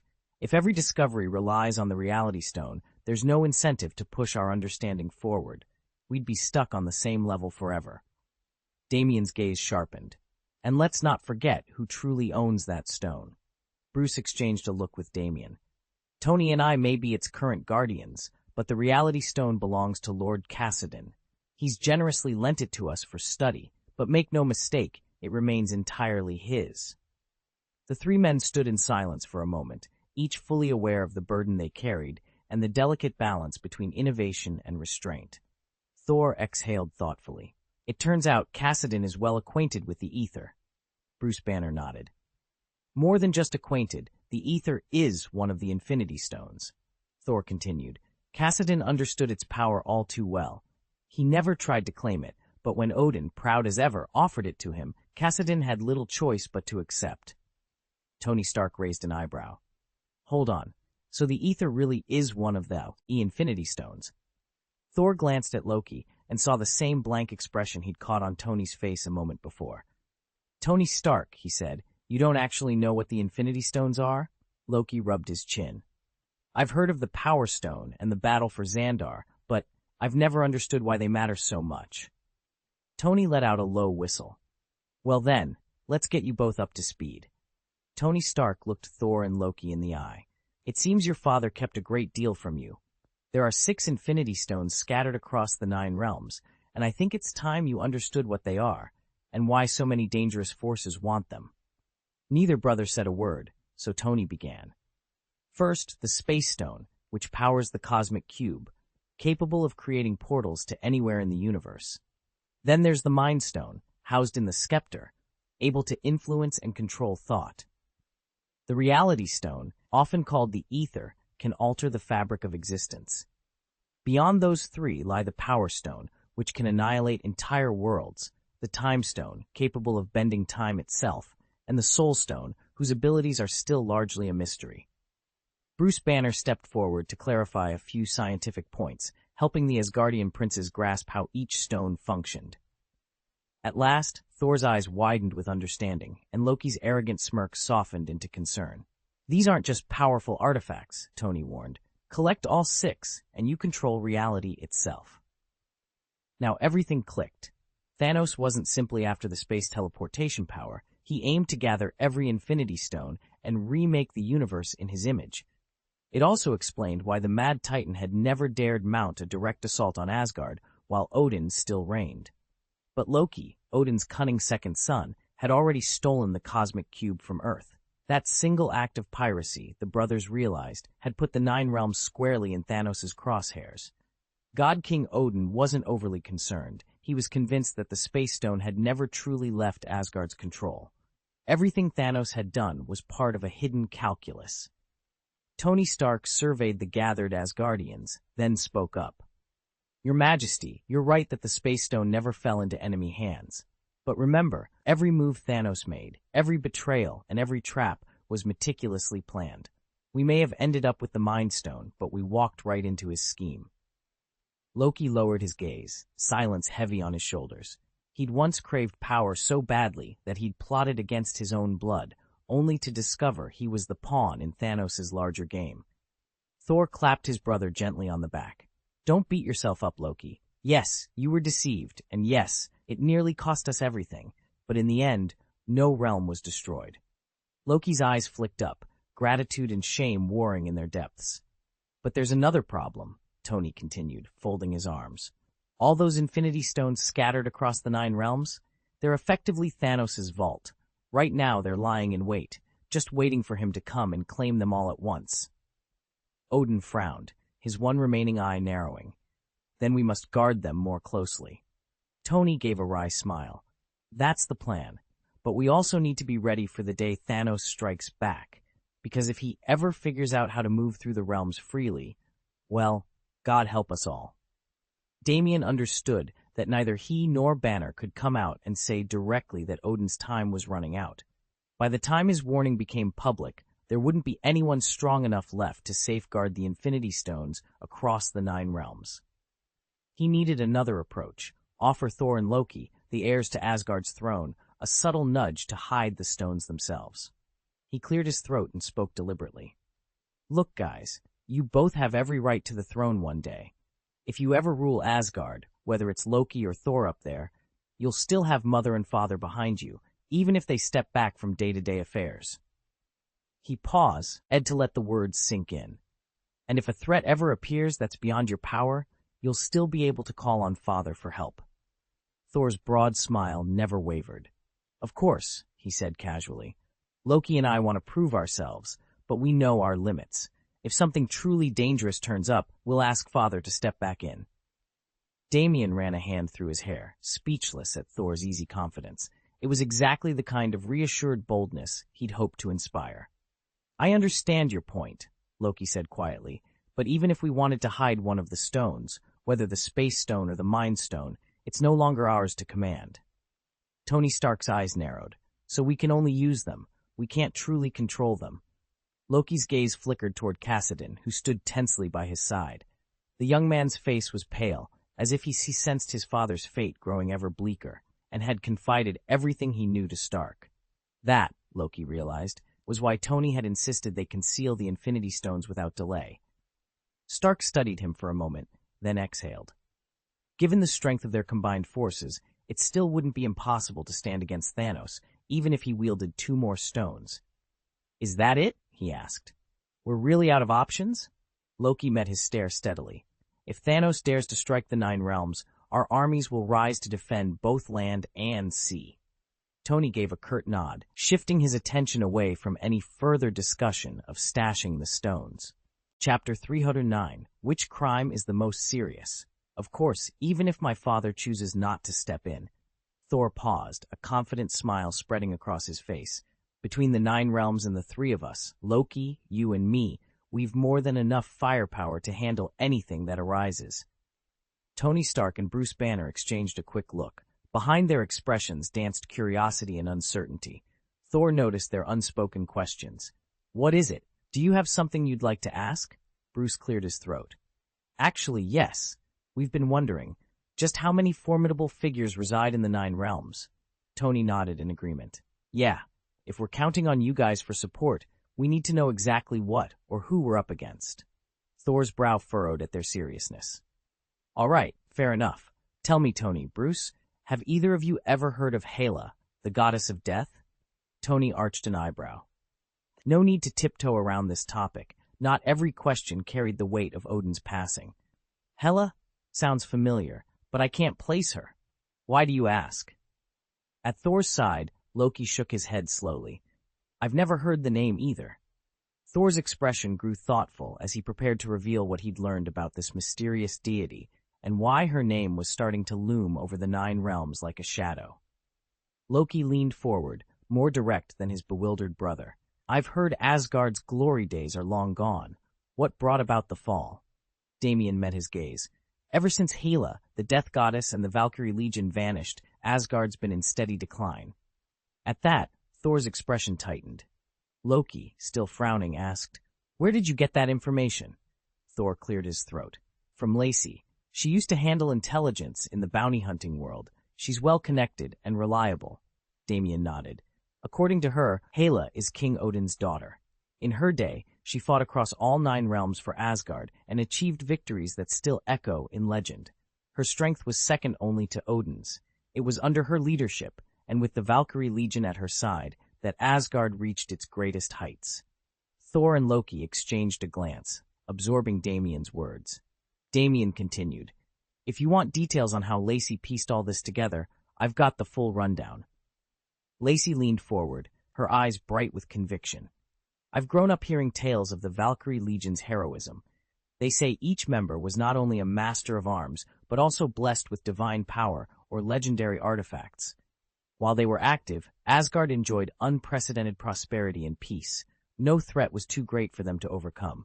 But then, they all vanished, apparently slain by an even more formidable enemy. In truth, the era of the Valkyrie Legion was Asgard's golden age. Yet, I've never come across a single account suggesting they had a sister. At her words, Sol's face grew grave. He may not have known Lacey well, but as an intelligence officer, he was accustomed to separating fact from fiction.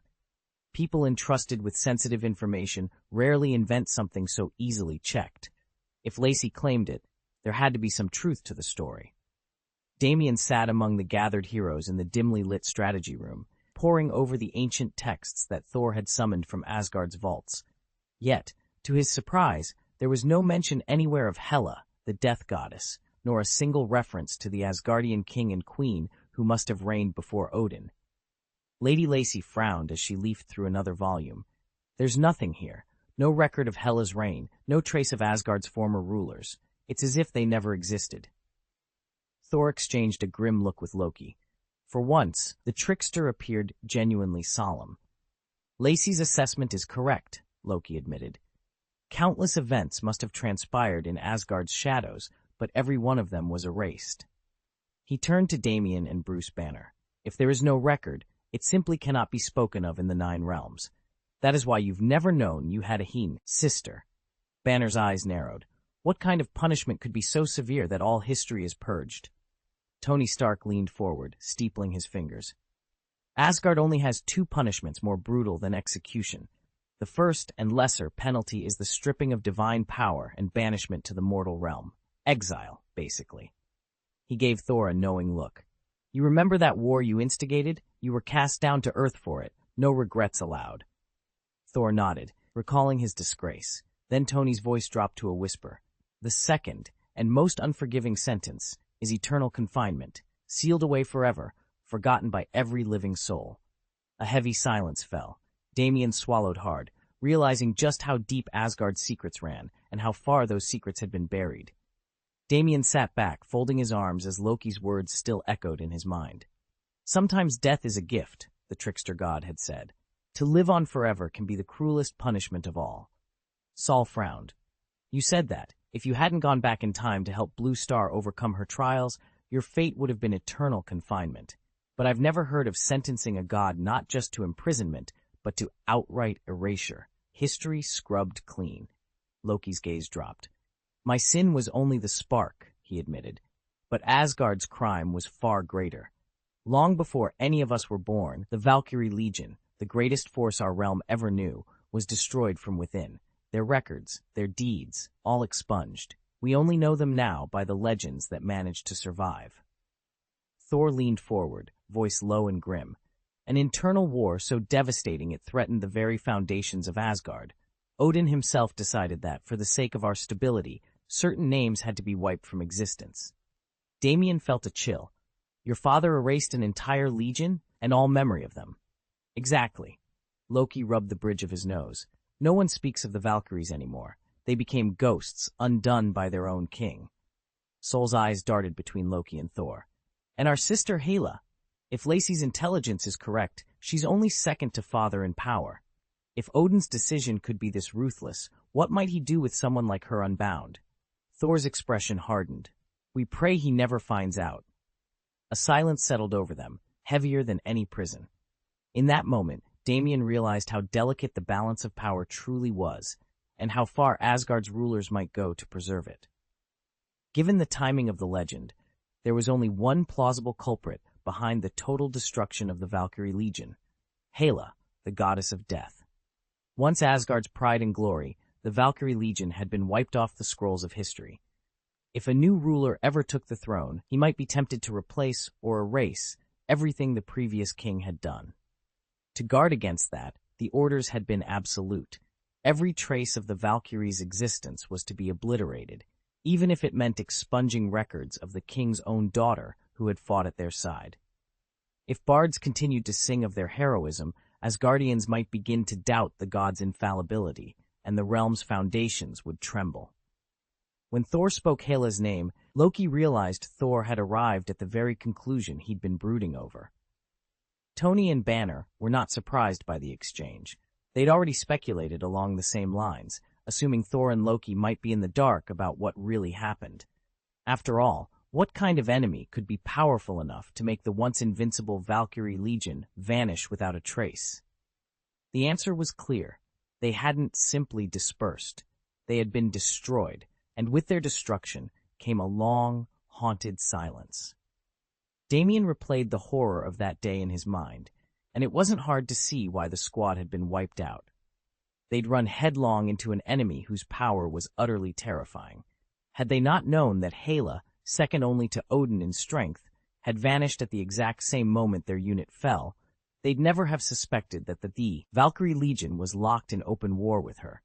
Once the truth sank in, Damien and his comrade naturally pored over every scrap of evidence, desperate to piece together how a single battle could lead to such a devastating massacre. When they'd gathered all their conclusions, Damien sent off his second update, a 2,000-word report detailing their grim findings. Chapter 310, The Timing is Off. Then let's suppose Hela, the goddess of death, actually annihilated the Valkyrie Legion, Damien began, his eyes flicking between Thor and Loki. If that's the case, Father, King Odin, would have been forced to scrub every record of her existence, which is why none of us ever heard her name until now. Thor frowned. But Lacey was adamant back then. She was certain Hela was our sister. Loki added softly, yet Hela herself vanished long ago. Damien leaned forward. Exactly. So the question is Hela dead, her memories expunged along with her, or is she still out there, hidden somewhere? And if she is, could she be key to saving the Nine Realms? He paused, measuring their reactions. Knowing our father's nature, he can be cruel enough to erase someone from history, but I doubt he'd kill his own daughter outright. That suggests Hela is probably still alive. The problem is we have no idea where to find her. If no one can find it, there's no point in debating whether we'll still dedicate ourselves to the Nine Realms. Thor fell silent, recalling how their father once punished them. Thor had nearly unleashed another ancient war across the Nine Realms, an atrocity Odin deemed intolerable. His response had been merciless. Odin stripped Thor of his divine powers and cast him down to Midgard as a mere mortal. Only when Thor acknowledged his responsibilities and proved himself worthy of Mjolnir did he earn the right to return to Asgard. Loki had suffered a similar fate. Despite the chaos Loki had wrought on Earth, Odin never tried to slay him. His punishments were never meant to destroy, but to awaken and mature his son. Given all that, Thor was certain Odin would not simply kill Hela. He turned to Loki. Shall we go and ask Father ourselves? Loki raised an eyebrow, considering Thor's proposal.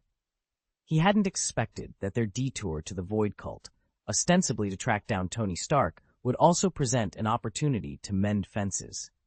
They intended to thank Stark for sparing Loki's life the last time they met, and perhaps forge an alliance with Earth's mightiest hero. Now that the true stakes were clear, recovering the lost artifact that could tip the balance across the 9 realms, it seemed only natural to seek Odin's counsel in person. With a shared nod, the brothers steeled themselves for a journey back to the golden halls of Asgard. Damien listened carefully as Tony Stark revealed truths he'd never known before. If Hela's strength really is second only to my father's, and she's willing to protect the 9 realms, then the realms will be far more secure. Even if she refuses to defend the 9 realms, we still need to know exactly where she is, Tony added. As soon as we return, we'll find out, Thor declared without hesitation. Damien watched Thor's swift decision. No one would turn down additional allies, least of all the future king of Asgard. Thor needed every advantage he could get to safeguard his realm, and if Hela truly was his sister, then her allegiance could make all the difference. Even if she bore Asgard ill will, knowing her whereabouts would guard against any sudden attack. It seems we think alike, Loki murmured, a smirk playing on his lips. Damien noticed the glint of urgency in Loki's eyes. He'd witnessed the horror wrought by Thanos firsthand, and with Tony's warnings still ringing in his ears, it was clear their father's fate might be drawing near. United by cautious hope and grim determination, they readied themselves for the journey home and the questions that awaited them there.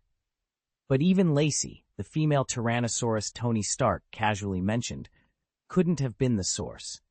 Loki immediately realized where Stark had learned of it, from Kassadin, the god of the void. With the deadline for his plan fast approaching, Loki had handed the Infinity Stones over to Kassadin as a kind of insurance policy, for his brothers, for Asgard, or both. If Kassadin ever chose to honor that debt, then should calamity strike the 9 realms and Asgard teeter on the brink, the void, God would rekindle a spark of hope so their home might endure. Such a safeguard might never be needed, but wisdom demands we prepare for the worst rather than rely on blind optimism. Better to leave an avenue of escape. Loki laid out these thoughts before his father, framing them as an after-action review and subtly urging Odin to join forces with Thor in Asgard's defense. Of course, it was only a theory, one he could neither prove nor be certain would ever be tested. Damien shivered despite the island's stifling heat. Kassadin, the void god, had clearly foreseen his father's downfall long ago. He'd accepted the reality stone and vowed to safeguard Asgard once Odin fell. The very thought made Loki uneasy. His father and Kassadin had never officially met, yet the void god knew Asgard and Odin better than anyone. Surely, Loki mused, Odin must fear Kassadin more than anyone in the 9 realms. Thor and Loki exchanged worried looks, as if drawn to rush back and warn Odin. Tony Stark caught the glances and cut in before they could move. If you've got questions later, just ask. We promise it stays between us. Thor nodded. You've already shared so much, Stark, and we still need to settle the matter of Hela, the Death Judge. Damien spoke up, voice steady. Then it's decided. Tony clapped his hands together, easing the tension. All right, enough doom and gloom. It's not every day you two brothers visit Void Island together. How about a tour? Who knows? Maybe we'll even bump into Miss Sonia. With that, Tony rose and led the way, his easy grin lighting the corridor as the Asgardians followed. All right, I've been waiting for your signal. Thor nodded at Tony, setting aside the question of Hela for the moment. No matter how much they speculated, without hard evidence, it was all guesswork. Better to pause the debate and enjoy themselves for a while. Besides, Thor added with a grin, if I come along, everyone will just assume I want all the glory. Loki raised an eyebrow at the idea of roaming Void Island. A surge of excitement flickered through him, but so did a nagging doubt. His last visit had almost ended in bloodshed. He'd narrowly escaped a riot and nearly paid with his life. It had been over a year, but who knew if the Void cult had truly forgotten? You know, they might not be too pleased to see me again. Tony waved away the concern. As long as you don't mention Lord Kassadin, the god of the void, they'll hardly bat an eye. Most of those cultists aren't impulsive. They respect strength and discretion. Loki crossed his arms, still uneasy. Strength, yes, but I'm not sure about discretion. Thor chuckled. If you're worried, I'll be by your side. No one's going to start trouble with the Asgardian prince. Loki offered a half smile. Very well, but if anyone brings up old scores, I'm blaming you. Tony clapped his hands together. Excellent. Void Island awaits. Let's go explore and see what secrets it's been hiding all this time. With that, the three of them set off, the air around Tony crackling with anticipation, Thor's hammer humming, and Loki's mind already racing through plans of mischief, albeit slightly more cautious than last time. Loki ran a hand through his hair. I get what you're saying, but I can't read or control other people's minds. I thought as much, Tony said, leaning back. The Void Divine Religion preaches equality. Even though you're a prominent figure, in principle you're no different from any other cult member, so you can't simply issue orders and expect blind obedience. Loki's shoulders slumped. Exactly. I can't just snap my fingers and make everyone follow along. Tony offered him a tired smile. That's why we're here, to clear up the misunderstandings. You'll need to show some goodwill. And don't worry, there's no way I'd turn on you right now. Thor stepped forward, his expression serious. But remember one thing. When you talk to them, don't bring up Kassadin, the god of the void. It's the perfect opportunity for you two to reconcile without stirring up old tensions. He glowed and said at Loki. The Void Cult left Mowgli Island a week ago. They're not there at the moment. If you'd arrived earlier, they would have heard all about your past actions. Even if you and Tony genuinely want peace, you'd run into trouble. Alex, ever suspicious, nodded emphatically. I'm not just being alarmist. That's classic me, but Thor's right. Timing is everything. Those who count themselves as comrades do everything for the cause, and those they deem foes show no mercy. During the battle on Xandar, Damien had quietly competed with Renoli, deliberately leaving Alex out of the equation. Alex was busy leading a squad of dozens onto Mowgli, cutting down cultists with astonishing speed. When Loki realized he'd arrived at that exact moment, he muttered that it must have been the worst possible timing. If Tony hadn't been there the last time, he'd have turned tail as soon as he grasped the situation. Is there something different about the Void cultists on Mowgli? Tony asked. Saul, always curious, leaned in. The worshippers on Void Island already hold Lord Kassadin, the god of the void, in absolute reverence. You've seen their devotion yourselves. Thor nodded, recalling Loki's frantic report through the cosmic communicator. True, but they're nothing like the fanatics back on Mowgli. Especially Yamalix, Saul added, lowering his voice. He's the most devout and the most paranoid of them all, and incredibly strong. Tony raised an eyebrow. Strong? How strong are we talking? Once this misunderstanding is cleared up, Thor said with a warm smile, we'll finally have the chance to get to know each other properly. Tony grinned back. You'll have plenty of opportunities. Just first, Loki needs to earn the trust of the other Void Island members. That way, when Alex hears about it later, there won't be any objections. With that settled, Tony and Banner guided Thor and Loki on a tour of the island. As they strolled past rows of training grounds, Thor's curiosity got the better of him. By the way, Tony, he asked, where does the Void God cult usually train to build its strength? I know blessings play a part, but surely rigorous training must be involved as well. Typically, when our operatives want to hone their abilities, they head to one of three places: the training grounds, the competitive sports field, or the gravity chamber. Would you like a tour? Tony offered with a welcoming smile. I can show you around the island first, and then we can grab dinner afterward. He wasn't the least bit surprised that Thor was curious about where members of the Void Cult did their workouts. Feel free to explore anywhere you like. Every facility is open to guests. The only exception is Damien's private villas. Those are strictly off-limits unless you have explicit clearance. Chapter 311. Can't control thunder? All right, Damien said. Let's set out for those three locations first. Thor's eyes gleamed with anticipation. I want to see if there's another way to increase my strength, he declared. Ever since Damien had outlined a broader plan for cultivation, the God of Thunder had been keen to explore every path. Though he lacked the Void's blessing, he still carried his father's favor, divine power, and a godly body that could grow stronger, just at a steadier pace than Void-infused abilities. Loki leaned forward, curiosity flickering across his face. Does the Void Order teach any form of magic? No, Damien answered. The Void Cult specializes exclusively in mastering Void energy, Traditional magic or spellcraft isn't part of their doctrine. Dr. Banner, who'd been researching new flight techniques since the Xandar battle, spoke up. Even members of the Void Order can't just wander into Void Island's inner sanctum. According to Kyle, you have to be an official member for at least a year before you're granted access. Thor raised an eyebrow. So that's off limits for now? For the time being, Damien agreed. They fell into a thoughtful silence, each weighing the challenges that lay ahead on their quest to grow stronger. Although Thor and Loki were their friends, neither belonged to the Void cult. Tony was convinced that in time, the Void God Church would unveil ever more sophisticated ways to wield the power of the Void. Damien had even dubbed these emerging spells advanced Void magic, and he believed a dedicated academy would eventually spring up, one where initiates could study the Void's mysteries, chart a clear path to mastery, and steadily grow stronger. Right now, however, the Void God religion was still in its infancy. No one had yet tapped into the Void's deeper potential, let alone unraveled its most secret arcana. Loki couldn't hide his disappointment. Though he possessed some divine energy, it paled beside Thor's mighty reserve, so he relied on magic to advance. If the cult ever attracted a prominent spellcaster or founded a true school of void magic, he thought he could learn a thing or two, perhaps unlock fresh inspiration and powerful new incantations. Until then, however, he'd have to be content with watching from the sidelines.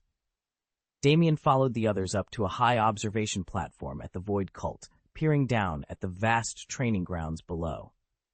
Thor knelt beside him, eyes narrowing at the flurry of activity. Warriors hammering away at strange, black and translucent metal shards, each clash ringing out like thunder. Runners hurtling through a tangled gauntlet of obstacles, vaulting, ducking, and weaving without pause. Fresh cuts and bruises marked their arms and legs, but nobody slowed or cried out. Damien felt a jolt of shock. "Aren't they in agony?" he muttered, turning to Tony. Tony shrugged with a wry grin.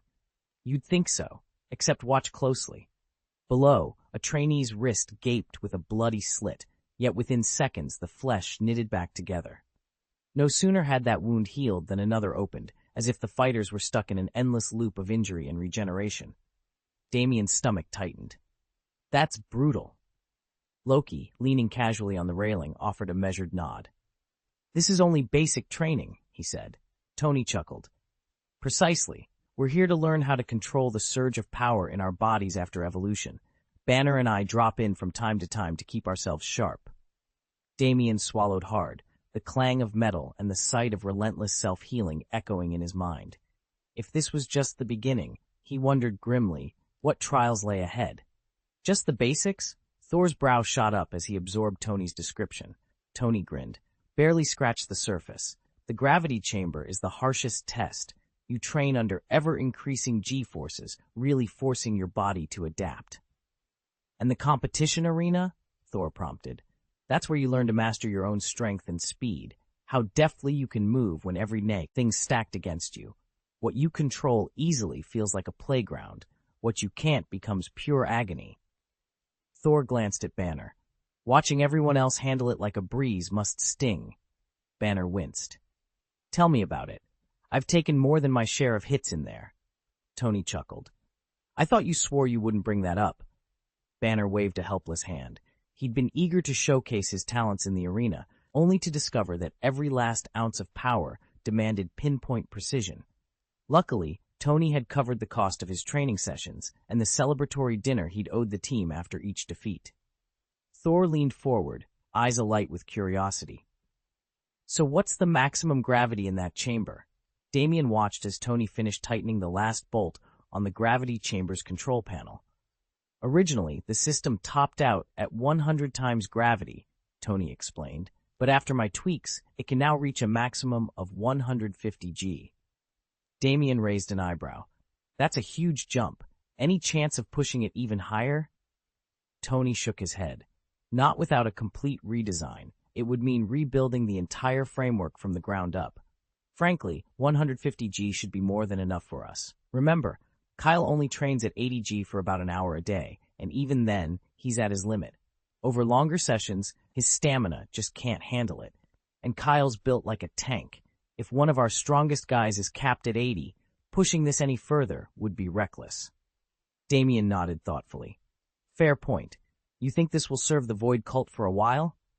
Easily, Tony replied with a confident grin. At this rate, we won't need another upgrade for at least 10 years. Thor, who had been leaning against the wall, finally stepped forward. He glanced up at the control display, his brow furrowed. 150G? Tony, are you out of your mind? Tony just laughed.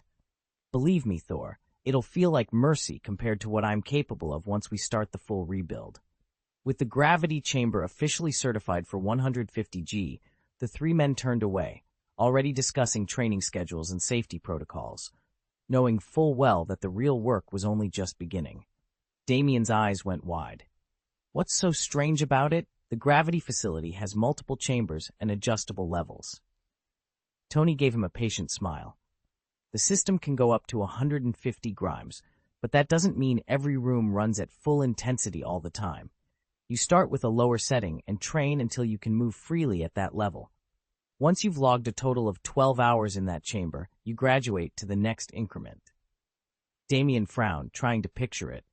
12 hours of high G training before you can advance. Tony, what's your own top? I mean, how many Gs can you handle now? Thor, standing nearby, winced at the thought. A dozen hours under extreme gravity, even with support gear, would crush all but the toughest specimens. No wonder they called this the basic program. Damien shrugged. Honestly, I've always been more interested in tech, pushing the limits of innovation, not just raw strength. But I've been training regularly, and right now I'm perfectly comfortable operating at 40G. Tony nodded, impressed. 40G is nothing to scoff at. Ready to see what the next chamber has in store? Damien's evolution has taken a balanced path, melding void energy with raw physical power rather than specializing in one. He's already advanced over 300 times. Although he isn't the absolute strongest in the Void Cult, his physical might ranks among the top. Hitting a 40 times gravity training chamber is nothing more than routine for him. He glanced across the room at Banner. What about you? Thor, overhearing the mention of 40G, raised an intrigued eyebrow. He planned to give it a try himself later. Banner met his gaze. I've been holding 75G for 10 hours straight, he said. In another 20 or 30 evolutions, you'll be pushing 80G, Thor teased. Banner just smiled. Tony rolled his eyes at Banner's smirk. With only 142 evolutions to his name, barely half as many as Damien, Banner's strength was still so formidable that even Kyle would be envious. Damien stepped off the gravity chamber's platform, chest rising and falling with exertion. Across the polished floor, Kyle was already striding toward him, a broad grin on his face. I just hit 80 Gs, Kyle announced, voice even. Over 300 evolutions down. He paused to catch his breath, then tipped his head toward Damien. And you, half as many evolutions, yet nearly matching me on the gravity scale. You're unbelievable. Damien gave a modest shrug. In truth, the higher your evolution count climbed, the more time each new tier demanded, so newcomers usually fell far behind. But Damien had joined the Void Cult later than most and driven himself relentlessly. With every trial, he'd narrowed the gap to Kyle's 300 evolutions. And because his starting point had been so extraordinary, his ceiling now towered well above any other members. Kyle clapped him on the shoulder. Don't think of 80 Gs as just my personal best, he said, eyes bright. With your momentum, it won't be long before you top that too. From the shadows, Thor, his pale hair flickering under the overhead lights, stepped forward. He studied Damien's steady posture, then exhaled in awe. Your body, it's blessed by divine power, he admitted softly. Damien only smiled, already gearing up for whatever challenges lay ahead. Chapter 7, The Thunder Within. Damien's eyes flicked toward Banner, determination etched on his face. I remember it was unbelievably powerful, he said softly. Tony Stark raised an eyebrow. That may be true, but don't go trying to match Banner's brute strength. He's a physical monster. You, on the other hand, are famous for your divine gifts, not raw muscle. Damien's jaw clenched, a spark of defiance in his gaze. I know my power comes from my godly heritage, he replied, but surely controlling lightning is part of my arsenal, even without Mjolnir in hand? Stark exchanged a look with Banner. Hold on, you're the god of thunder, and you can't summon lightning at will? Bruce Banner straightened, his voice calm but firm. Damien, directing a thunderbolt isn't as simple as flipping a switch. There's a lot more to it than just willing the storm to strike. Damien's brow furrowed. He had always assumed that his connection to the storm was innate, that he could call down thunderheads with a thought.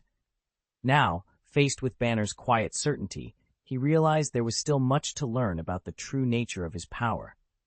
Damien stood at the edge of the clearing, gathering the storm's energy in his outstretched palm. Even without Mjolnir, he admitted, his voice low, I can call thunder, but I haven't yet learned to wield it at will. Tony Stark and Bruce Banner watched him intently. Damien felt their eyes and shrugged, a faint blush creeping across his cheeks. Tony stepped forward with an encouraging grin. Then keep at it. No one masters a new power overnight. First you're clumsy, then competent, and finally, fluent. Bruce crossed his arms, nodding. Remember how awkward you were when you first tried shaping your armor's nanoform on the fly? Those early tests nearly fried my wrists, Tony agreed. Now it's second nature. Damien allowed himself a small smile. Exactly. What once took every ounce of focus now happens almost subconsciously. Bruce's brow furrowed in thought. You've already earned the title God of Thunder, but if you can summon storms without that hammer, what does that make you, a different god? Tony arched an eyebrow. Good point. Once you free yourself from the hammer's bond, do people still call you Damien or something else entirely? Damien met their curious stares, a spark of playful defiance in his eyes. Hammer or no hammer, I'm still Damien, the same god I was yesterday. Tony exchanged a knowing look with Bruce. Then, with characteristic flair, he said, Al, right, show us what you've got. Damien drew a deep breath. Around him, the wind picked up, and the air vibrated with restless energy. He flexed his fingers, summoned lightning, and let it arc across the sky in a spectacular display of raw, unrestrained power. Subject, request for one-day leave on date. Dear Manjername, I hope you're doing well. I am writing to request a one-day leave of absence on date. Due to a personal matter that requires my immediate attention, I will need to be away from the office that day. I have reviewed my current projects and deadlines, and I'm confident everything will remain on track. I'll complete all high-priority tasks before I leave. I've briefed colleague name, who has kindly agreed to cover any urgent issues in my absence. I'll be available by phone or email should anything critical arise. Thank you for your understanding. Please let me know if you need any additional information. I appreciate your consideration and look forward to resuming my duties on next workday. Sincerely, your name, your position, your department, contact information. Chapter 312, Gravity Building. Of course not. As long as I wield divine power, I will always be the god of thunder. Thor's chest puffed out at Tony's challenge. Without another word, he drew Mjolnir from his belt and held it aloft for everyone to see. Tony Stark raised an eyebrow. Let's see it then. Thor set the hammer on the ground, closed his eyes, and balled his fists. He summoned the godly energy within, murmuring the ancient words he'd long since committed to memory. At first, a warm gold light glowed around his knuckles, then it shifted to silver. When he opened his eyes again, crackling bolts of lightning danced across his arms and torso, bathing him in fierce electric light. I'm not lying to you, Thor said, a satisfied grin spreading across his face. The room relaxed immediately. Loki, standing nearby, glanced away in mild embarrassment, as though embarrassed by his brother's sudden display. Tony and Bruce Banner exchanged looks. There was no denying it now. Thor truly could command the storms. Tony Stark surveyed the Asgardian war god with a bemused expression. You've carried the name Thor for ages, he remarked, but without Mjolnir, I didn't realize how hard it is for you to control your powers. Thor's brows furrowed. When I wield my hammer, I can call down the storm at will, he said. Then he turned to Tony and challenged, when I tried using only my own strength, how long do you think it took me to summon the thunder? Tony glanced over his holoscreen. 10 seconds? No, Thor replied, pausing for dramatic effect. 41 seconds to be exact. Within the workshop, Jarvis's calm voice piped up through the speakers. 41 seconds? Thor folded his arms, a hint of pride in his eyes. Yes, and you still find it hard to believe that I managed it at all. Damien glared at Tony and muttered, You're really weird. Tony leaned back against the workbench, folding his arms. Maybe. he admitted. But listen, in a fast-moving battle, you don't get 41 seconds to summon a thunderbolt. Hell, even if you could do it in 10 seconds, any halfway good opponent will disrupt your concentration again and again. He pushed off the bench and began pacing. Mjolnir chose you for a reason, to teach you how to command the power of the storm itself. One day, you're supposed to outgrow the hammer, wield lightning with your own strength. That's true growth. Damien's jaw tightened. Tony sighed. Holding Mjolnir feels amazing, I know, but don't let it become a crutch. Remember what your father told you when he handed you the hammer? He wanted you to learn, to become more than just a guy who swings a hammer. He paused, eyes serious. Even Thor, king of the Norse gods, can call down lightning without thinking, yet he never trained himself to do it apart from Mjolnir. The legends claim that if he ever lost the hammer, his power would be cut in half, maybe worse. Tony folded his arms again. So stop being lazy. Start practicing thunder control on your own. That's the only way you'll ever stop being just the guy with the hammer. Aboard Stark Industries' command ship, Tony Stark studied Thor thoughtfully as the Asgardian prince prowled the bridge. Look, Tony began, without Mjolnir, you can't fly, and you certainly can't call down thunder. That opens up a host of vulnerabilities. Exploit a few weak spots, and even the mightiest can be brought down. Thor's bright eyes dimmed with humility. It's been so long, my memory falters. I only recall Father gifting me this hammer when I was still a child, at least 1,000 years ago. How I first mastered its lightning, I simply can't remember. Tony leaned back in his chair, a half-smile tugging at his lips. Well, whether the details are hazy or not, make sure you practice once we get back to Asgard. You don't want to be rusty when it counts. He sat forward again, voice growing sober. And there's your sister, Hela. We still don't know whose side she'll choose. Thor's jaw tightened. If her loyalty to Asgard has curdled into hatred after all these years of exile, if she comes back seeking revenge, we'll be in deep trouble. Precisely, Tony agreed. And the last thing you need is to be defenseless because you gave up Mjolnir at the wrong moment. He paused, eyes narrowing as he ran through possible outcomes, good, bad, and everything in between, already prioritizing their contingency plans. Damien's heartbeat finally steadied after the skirmish, but he couldn't shake his unease. He'd overlooked one simple truth. Hela is the goddess of death, and she's also Thor and Loki's sister. Shared blood doesn't guarantee loyalty. You can't assume that family ties will override betrayal. After witnessing what happened to Hela, it'd be foolishly optimistic to hope she'd sweep this all under the rug. I'll head back and train, Damien said at last, voice firm with resolve. Saul offered him a wry smile. I'm an optimist, but Tony's concern isn't baseless. Think this through. My advice is all I can give. The rest is up to you. Right, Damien replied, bracing himself. I won't argue. Let's go check out the gravity building. Tony grinned. I want to see how many Gs I can withstand anyway. At the mention of the gravity building, Thor's eyes lit up. Count me in. I've been itching for a good challenge. Damien's power was already legendary in Asgard, second only to his father's. Now, having journeyed to the stronghold of the Void God cult, he wasn't here to incite conflict, but he could hardly resist the urge to measure himself against whatever challenges this place might offer. Meanwhile, Tony Stark and Bruce Banner led Thor and Loki toward the so-called Gravity Spire. From a distance, the tower loomed like a black monolith against the sky. Tony explained that gravity manipulators were common throughout the cosmos, but few ever trained with them. Asgardians especially tended to avoid artificial gravity fields. Whenever you could simply carry a portable gravity modulator, why subject yourself to constant punishing G-forces? In practice, a device could neutralize ambient gravity instantly. But deliberately living under crushing weight wouldn't make you stronger, it would just make life miserable. Intelligent beings, Stark pointed out, naturally seek comfort over hardship.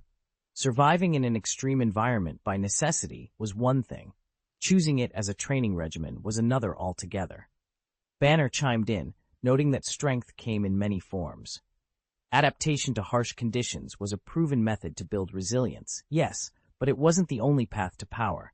Strength of mind, cunning, mastery of energy, and mastery of the body under normal conditions could all yield equal or even greater gains. As the foursome paused on the paved plaza before the tower's yawning entrance, Damien allowed himself a small grin. Whether by brute force or careful study, he would find his own way to grow stronger. And when the time came, he'd show the Void God cult exactly what an Asgardian prince was capable of. Damien studied the gravity chamber with growing curiosity. He'd read the Void cult's reports and knew that, counterintuitively, training under intense gravitational pressure didn't always speed up one's progress.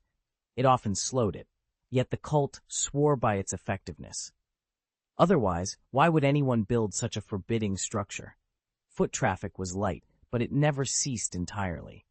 Just moments ago, Damien had watched two trainees stride in side by side, laughing and nudging each other as though betting on who would emerge stronger. "Come on," Tony Stark called, striding up to where Damien, Thor, and Loki stood. "You can squint at it all you like, but nothing beats walking inside and feeling it for yourself." Thor's eyes gleamed at the challenge. "You think I'm afraid, brother?" Loki smirked, crossing his arms. "I was just making conversation. No obligation on your part." From nearby, Bruce Banner raised an eyebrow. "You don't have to prove anything, Loki. You're a sorcerer, not some muscle-bound goon." Loki shot back. "Sorcery has its limits. How about a demonstration of real strength?" He turned to Thor with a taunting grin. Tony laughed. "So someone's afraid to try? I'd almost feel sorry for you. Almost." Damien felt a surge of excitement. Whether these gods and geniuses were bluffing or eager, he was determined to see what lay inside that chamber, and what it would demand of him. "Who says I'm too chicken to try it? I just don't think it's necessary." "But you insisted I give it a shot, no matter what." Tony grinned. He knew exactly how easy it was to goad Loki, but he wasn't about to back down. After all, it was just a gravity test, not a battle to the death, and if Loki backed out now, it'd be more embarrassing than plunging into the chamber. "Look," Tony said, "once the pull gets unbearable, just tap my arm. I'll dial it back." Bruce Banner, leaning against the console, nodded in agreement. He respected Loki's reputation for toughness and figured he could use a little friendly competition himself. "Aren't you at least curious?" Bruce asked. "Come on in and enjoy yourself." Loki squared his shoulders. "I only come down here once every 3 days. I'll pass this time." Bruce chuckled. "With your physique and starting point, you'd last longer than most. Just remember, the higher the gravity, the harsher it gets. It's not about outlasting everyone else. It's about the training, not a marathon." Balancing work and rest is crucial for true recovery. That's why every member of Void Island has a personalized schedule for entering the gravity building. Most people go once a week, but Damien and Kyle, thanks to their superior stamina, come every 3 days. "All right," Damien replied promptly when Banner gave the word. He and Kyle fell in behind Banner and Tony as they stepped inside. From the outside, the gravity building looked dark and unassuming, but once inside, it brimmed with cutting-edge technology. Void cult members watched them pass with icy stares. No one spoke, but the chilly silence was a clear reminder of Damien's last misstep. He'd expected nothing less, so he simply kept his head high and pressed on. The moment he passed through the entrance, Damien spotted a staircase leading upward. He turned to Tony in mild confusion. "Is there a difference between the floors?" he asked, wondering why Tony hadn't led them straight upstairs. In the newly refurbished gravity building, Tony ran his hand over the control panel and turned to Saul and Damien with a reassuring nod. "I've fine-tuned the settings," he said. "On level 1, gravity can go up to 10 times Earth's. Level 2 tops out at 20 times. The scale continues upward, and by level 10 you're dealing with a maximum of 150 Gs, even though the practical limit most trainees reach is around 100 Gs. Since this is your first time in, focus on acclimating to each shift in gravity rather than rushing ahead. Even if your bodies can handle the force, sudden increases of dozens of times, Earth's gravity will feel brutally uncomfortable." He tapped a few keys, bringing up a holographic display of the 10 chambers. "Start at level 1 and linger until you feel fully comfortable, then move up one level at a time. Pay attention to how your body reacts so you can find the threshold that works for each of you." Saul glanced at Damien, excitement and nerves dancing in her eyes. Damien, stoic as ever, simply nodded. Tony allowed himself a private smile. 10,000 credits a day, 3,000 words per update. This was going to be a very lucrative assignment. Chapter 313, Soul's Problem. Thor and Loki didn't bat an eye at the plan. They were confident they could skip the usual acclimation process. After all, if they dialed the gravity up too high and suddenly found themselves unable to cope, that would be a real embarrassment. Thor glanced at Banner and said, "Bruce, hang back and watch my signals. I'll let you know when to raise the multiplier." Damien gave Banner a nod, then turned back to the two Asgardians. "All right, let's do this." He pushed open the door to the gravity chamber and stepped inside, determined to accompany Thor and Loki as they pushed the limits.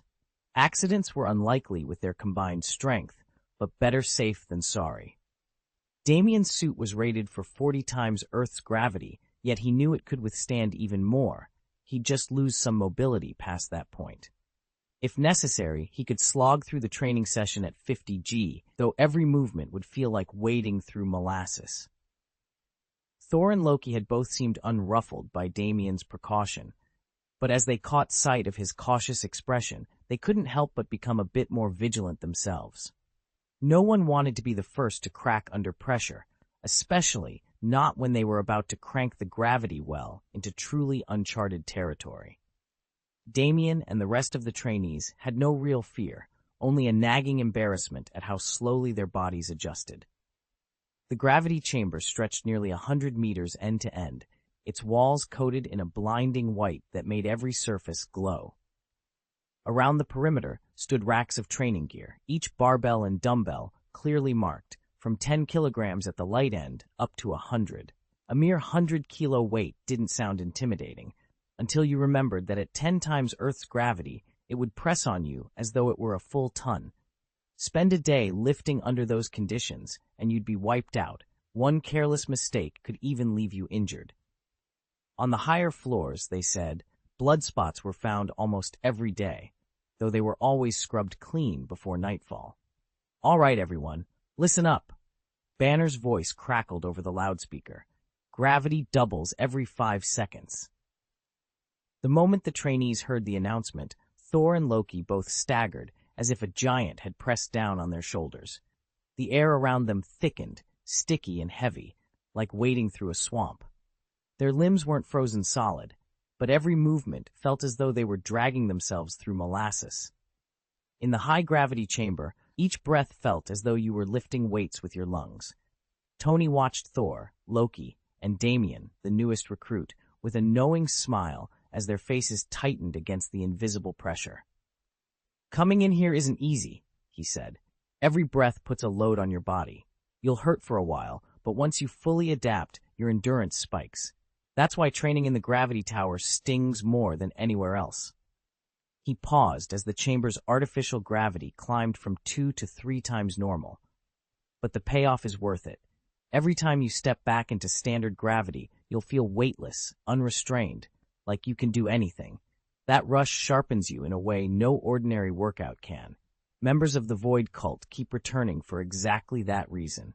It's also the perfect place to burn off, well, pretty much everything. After a day in here, you'll sleep harder than you ever have." Tony turned to Saul, who was watching him with skeptical eyes. "I know you didn't ask for a contest," he said, "but sometimes a little friendly rivalry pushes us to new limits. Besides, when you see someone else powering through the pain, your own will ignite. That's how strength grows." He gave Saul a challenging look, then gestured around the chamber as the gravity dial clicked up another notch. "Ready to find out just how far you can go? This chamber's gravity isn't a shallow, surface-level field. It presses in on you from every direction." Immediately, Thor and Loki felt their lungs protest, craving more oxygen. Their steady breathing slowed and deepened.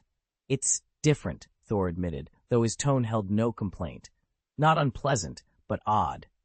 "Quite," Loki agreed, exchanging a glance with his brother. Thor drew in another slow, deliberate breath and let it out with a grin. "A bit uncomfortable, I'll grant you, but it won't stop me." Loki nodded, flexing his limbs experimentally. "Of course, we're only at the start of the adaptation process." Tony watched them with a cool, evaluating smile.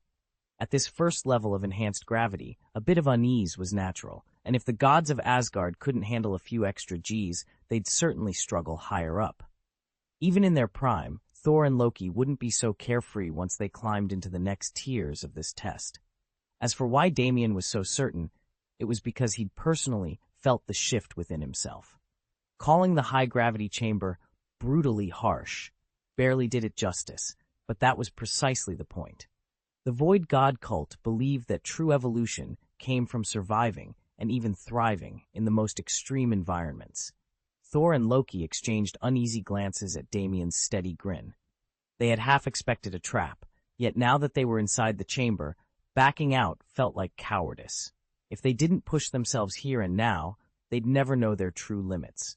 Almost imperceptibly at first, the gravity began to climb. Then, in under a minute, it had multiplied tenfold. Thor's 80-kilogram armor pressed down on him like a mountain.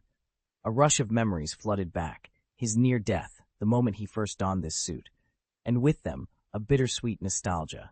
"Quit standing there like statues," Damien called out. His voice rang clear despite the crushing pressure. "If you're not ready to fight or flee, at least take a few steps. Feel it. Learn from it." Reluctantly, Thor shifted his weight, each movement a struggle against the overwhelming force.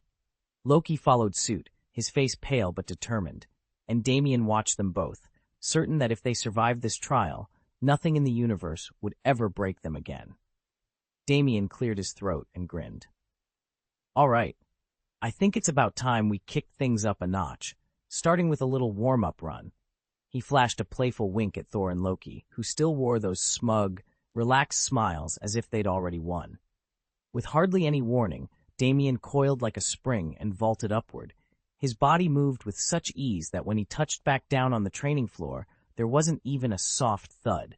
Years of conditioning let him magnify his strength without sacrificing grace. Thor and Loki exchanged a quick glance. Pride wouldn't let them concede defeat so easily. In perfect unison, they crouched and launched themselves into the air, mirroring Damien's every motion. But as soon as they reached the peak of their leaps, both Asgardians felt an invisible weight pressing in on every muscle. And when they hit the ground, bang! Bang! Two thunderous crashes echoed through the chamber. Damien laughed, brushing dust from his tunic. "Not bad," he teased, "but before we move on to advanced drills, you two deserve a bit more entertainment." He waved off the rubbing and groaning coming from Thor and Loki. "Honestly, I still don't know your true limits, Thor. All I'm sure of is that you're incredibly strong and fast. Remember when you hammered that destroyer in Asgard's treasure vault? Now that was impressive." Thor gave a rueful grin, flexing his arms. Loki just shook his head, muttering something under his breath. Damien merely smiled, already plotting the next challenge. This was going to be fun. Even though the strike only just pierced the enemy's guard, Damien could feel the sheer terror of its power. After all, when he'd unleashed nearly everything he had more than 2 years ago, not even the Uru metal destroyer had budged. Yet, as he deepened his connection with Saul, he began to see its shortcomings. Most glaringly, Thor's own reluctance to explore just how far his gifts could take him. If Thor truly understood the depths of his power, he wouldn't need so long to summon and control the thunder. Chapter 314, Don't Waste Your Effort. Although Thor has never formally joined the Void cult, he is destined one day to serve as the patron saint of the 9 realms. Damien, fully aware of this future, fervently wishes Thor to reach his greatest potential, ideally to match the might of God King Odin. If Thor can attain that level, he need never fear the perils lurking in the 9 realms and can afford to grow at his own comfortable pace. Damien wants Thor to understand this truth. It isn't enough to passively wait for power to come with age. Instead, he must actively seek out ways to sharpen his strength. Thor listened intently. He realized that before he could even think about conquering higher floors, he first had to master the basics, starting with sprinting under 10 times Earth's gravity. Without hesitation, Thor charged forward. With each explosive stride, he concentrated on controlling his output, using the ground itself to bear the brunt of his weight. This is known as a force offloading technique, and as Thor ran, he recognized that Damien's proficiency in regulating raw power surpassed his own. Thor had originally come to this realm to thank Sonya, the god of the void, and to share a reunion with Damien. What began as a simple visit to catch up on old times now doubled as a lesson in pushing one's limits. and Thor welcomed the challenge. I never imagined the Void God sect would build something as brutal as the gravity tower. The air inside trembled under the crushing pull of 10 times Earth's gravity, yet Tony moved with astonishing control, each leap and landing measured to perfection. Even Thor admitted that mastering such extreme G-forces would refine your body like nothing else. Loki, true to form, refused to bow out. His frost giant bloodline gave him a physique rivaling Thor's, and he wasn't about to be outdone. While Thor relied on raw strength, every jump a thunderous display, Loki studied Tony's technique. He replayed the motion in his mind, then sprang upward again, focusing on channeling his weight precisely through his legs so he landed with a muted impact. Why struggle blindly when a clever trick will do? I clenched my fists, determination burning in my chest. If Tony and Loki could tame the tower's crushing gravity, I would do it better. Today, I vowed, I would learn to bend the G-forces to my will. Since wizards are supposed to specialize in ranged magic, most people never expect one of them to favor close-quarters combat. But Damien has never been like most wizards. Ever since he was a child, he's dedicated himself to mastering hand-to-hand fighting. With his arcane artifact in hand, he can even trade blows with Thor and hold his own. "Listen," Tony said, folding his arms as he watched the two of them. "If you want to move freely, no matter how fierce the gravity, you have to eliminate every wasted movement. Strength and endurance alone won't let you train unimpeded for 12 hours in the gravity chamber." He took a step closer, lowering his voice. "But if you perfect this technique, you won't just survive those torture test sessions. You'll survive real combat. You'll have the stamina to outlast any enemy." Thor cracked his knuckles, eyeing Damien's confident grin. Tony gave them both a long look and added, "You two were born powerful. But power isn't just about raw force or letting spells fly without thinking. It's about efficiency, striking only where it counts. That's how you go from weak to unstoppable." With that challenge laid down, Damien and Thor squared off in the training arena, ready to push their bodies and their magic to the limit. Damien's rise to power began the moment he walked through the Void's doors.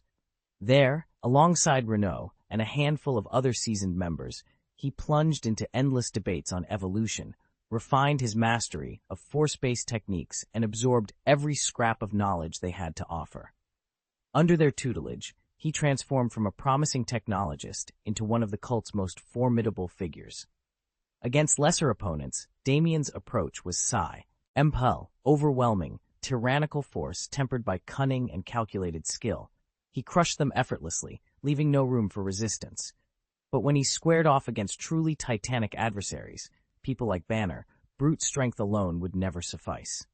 In those encounters, raw power became a liability unless disciplined by strategy and precision. A head-on assault against someone of Banner's caliber would end in defeat every time.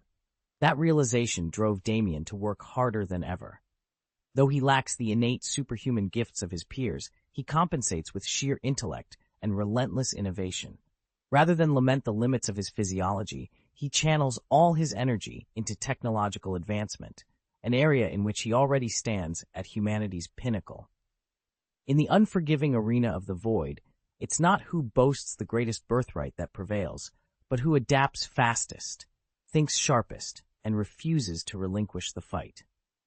Tony lived by a simple creed: rest when it's time to rest, work when it's time to work, and train as hard as you can when it's time to train. He let everything unfold on his own schedule. He wouldn't force his approach on anyone, but when he noticed Thor was eager to push his limits in the gravity chamber, Tony offered a few well-considered pointers. Thor listened carefully and began to focus on modulating his power with deliberate control. Loki, by contrast, needed no coaching. Just watching Tony's demonstration had shown him exactly why mastering movement under crushing gravity was so important. Meanwhile, outside the gravity tower, the Void God cult had already gathered to debate the latest developments. Damien tapped his wrist console. "I just saw Loki of Asgard." Banner leaned in to study the readings. The scans check out, and there's a second signature, Thor himself. Tony Stark, fiddling with his handheld repulsor, smirked. "So the godly brothers have arrived together?" Damien shrugged. "I'm patching the feed to us all, but honestly, I care more about why they've come than the theatrics." Recorder Sarah raised an eyebrow and clicked her datapad into record. Wait, both Loki and Thor are here? Supersonic Renoli hovered a few feet off the floor, arms folded. We deciphered their message. Thor, the god of thunder, and Loki, the god of mischief, intend to apologize for their previous discourtesy. The predictor, cloaked in shifting shadows, inclined his head. And I want to thank Miss Sonia for sparing my life last time. They bear no ill will toward us. Renoli gave a triumphant nod. If their sole purpose is to apologize and offer thanks, they deserve our forgiveness. The predictor's gaze grew steely. However, if they cannot distinguish right from wrong and dare insult Lord Cassidon again, banish them, never let them return. At this, the tension in the chamber evaporated. Murmurs of relief rippled through the Void Cult's members. It appeared Thor and Loki came only to make amends. Soon they would gather at the mountaintop villa, high above the world's chaos. Damien took a slow breath, anticipation burning in his chest. This wouldn't be a clash of titans, but a historic parley. He led the way toward the elevator platform, turning once to address his team. "Everyone ready?" he called. A firm chorus replied. As the doors slid open onto the winding path skyward, Damien couldn't help but wonder what the gods of Asgard had in store for them. Damien glanced up from his notes the moment the message arrived. Cassidon, Thor the god of thunder, and Loki the god of trickery have just shown up. Sonia, who'd already caught wind of it through the Void God Cult's network, raised an eyebrow. They're coming as guests, right? As long as they don't stir up trouble, I don't see a problem. He gave a calm nod. Of course he knew they were coming. Cassidon and the Norse gods were currently training in the gravity chamber alongside Tony Stark and Bruce Banner. The facility had always welcomed outsiders, so there was no security issue to worry about.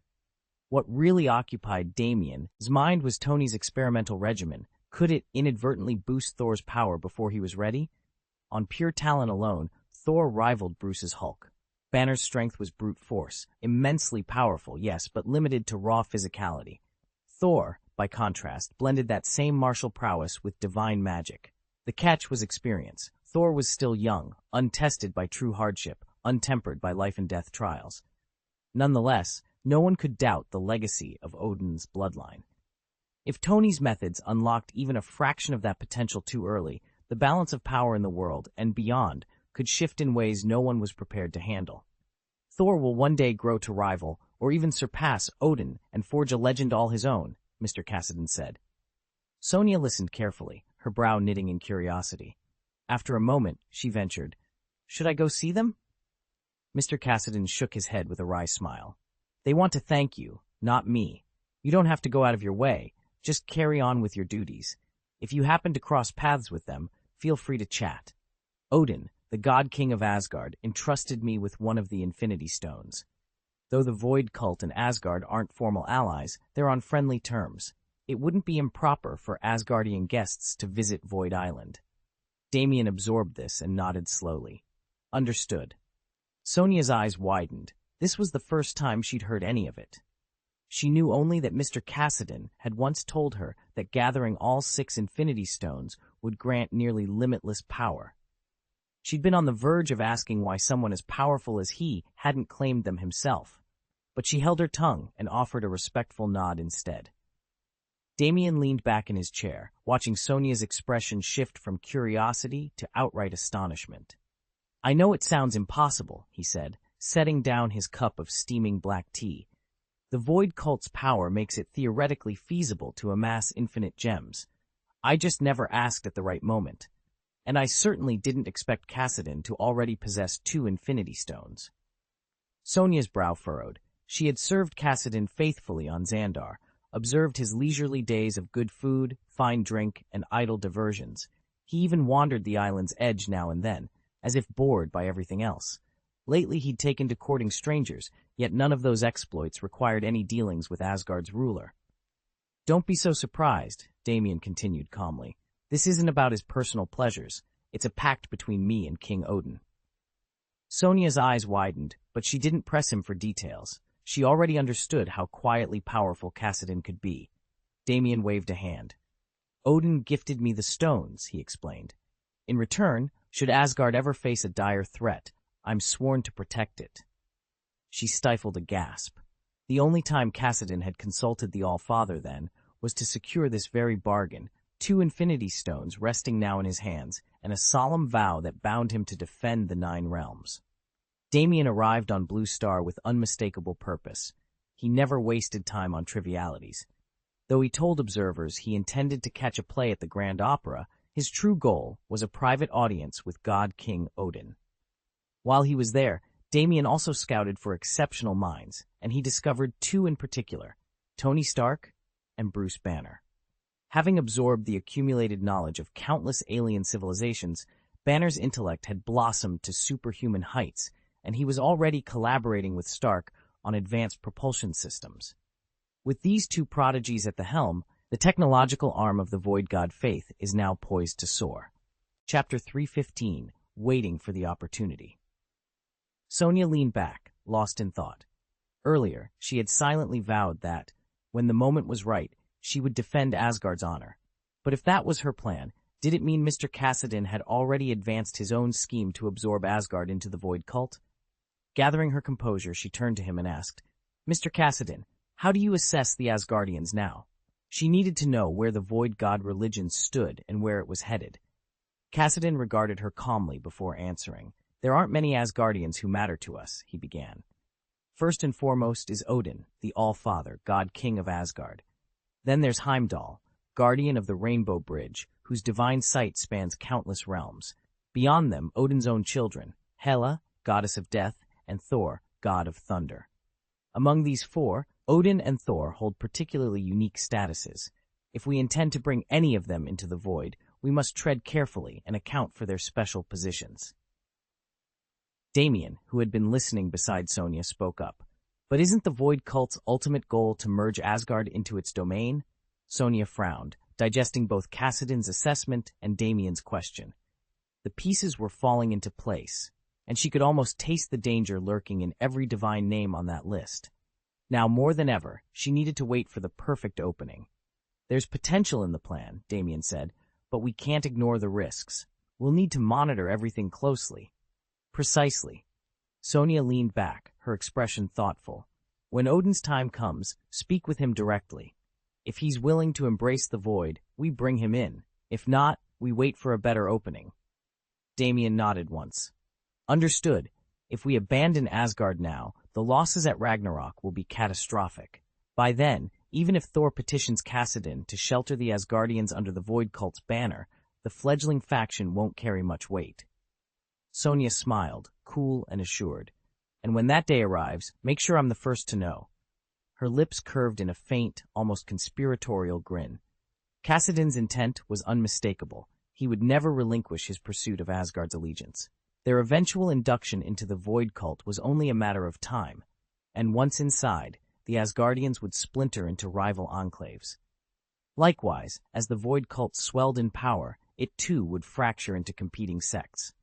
Ultimately, every alliance, no matter how mighty at its peak, would dissolve under the pressures of ambition and distrust. Sonia didn't care if they organized themselves into separate factions, as long as they remained united and avoided infighting. "Void Island is yours to oversee," she said. "When the time comes, you'll be the first I inform." Damien saw that Sonia fully understood his meaning and gave a satisfied nod. Over the next few days, Thor and Loki threw themselves into the gravity chamber. Together, they spent a week refining every movement to eliminate wasted effort, until at last, they adapted to the first tier's tenfold gravity. Normally, mastering this level would take months, but the brothers' constant rivalry and the pressure of this unfamiliar environment pushed them to unlock their full potential. Confident in their progress, they moved on to the second tier, where gravity was 20 times Earth's. To their surprise, having already adapted so quickly to tenfold gravity, even this new challenge pressed against them only lightly.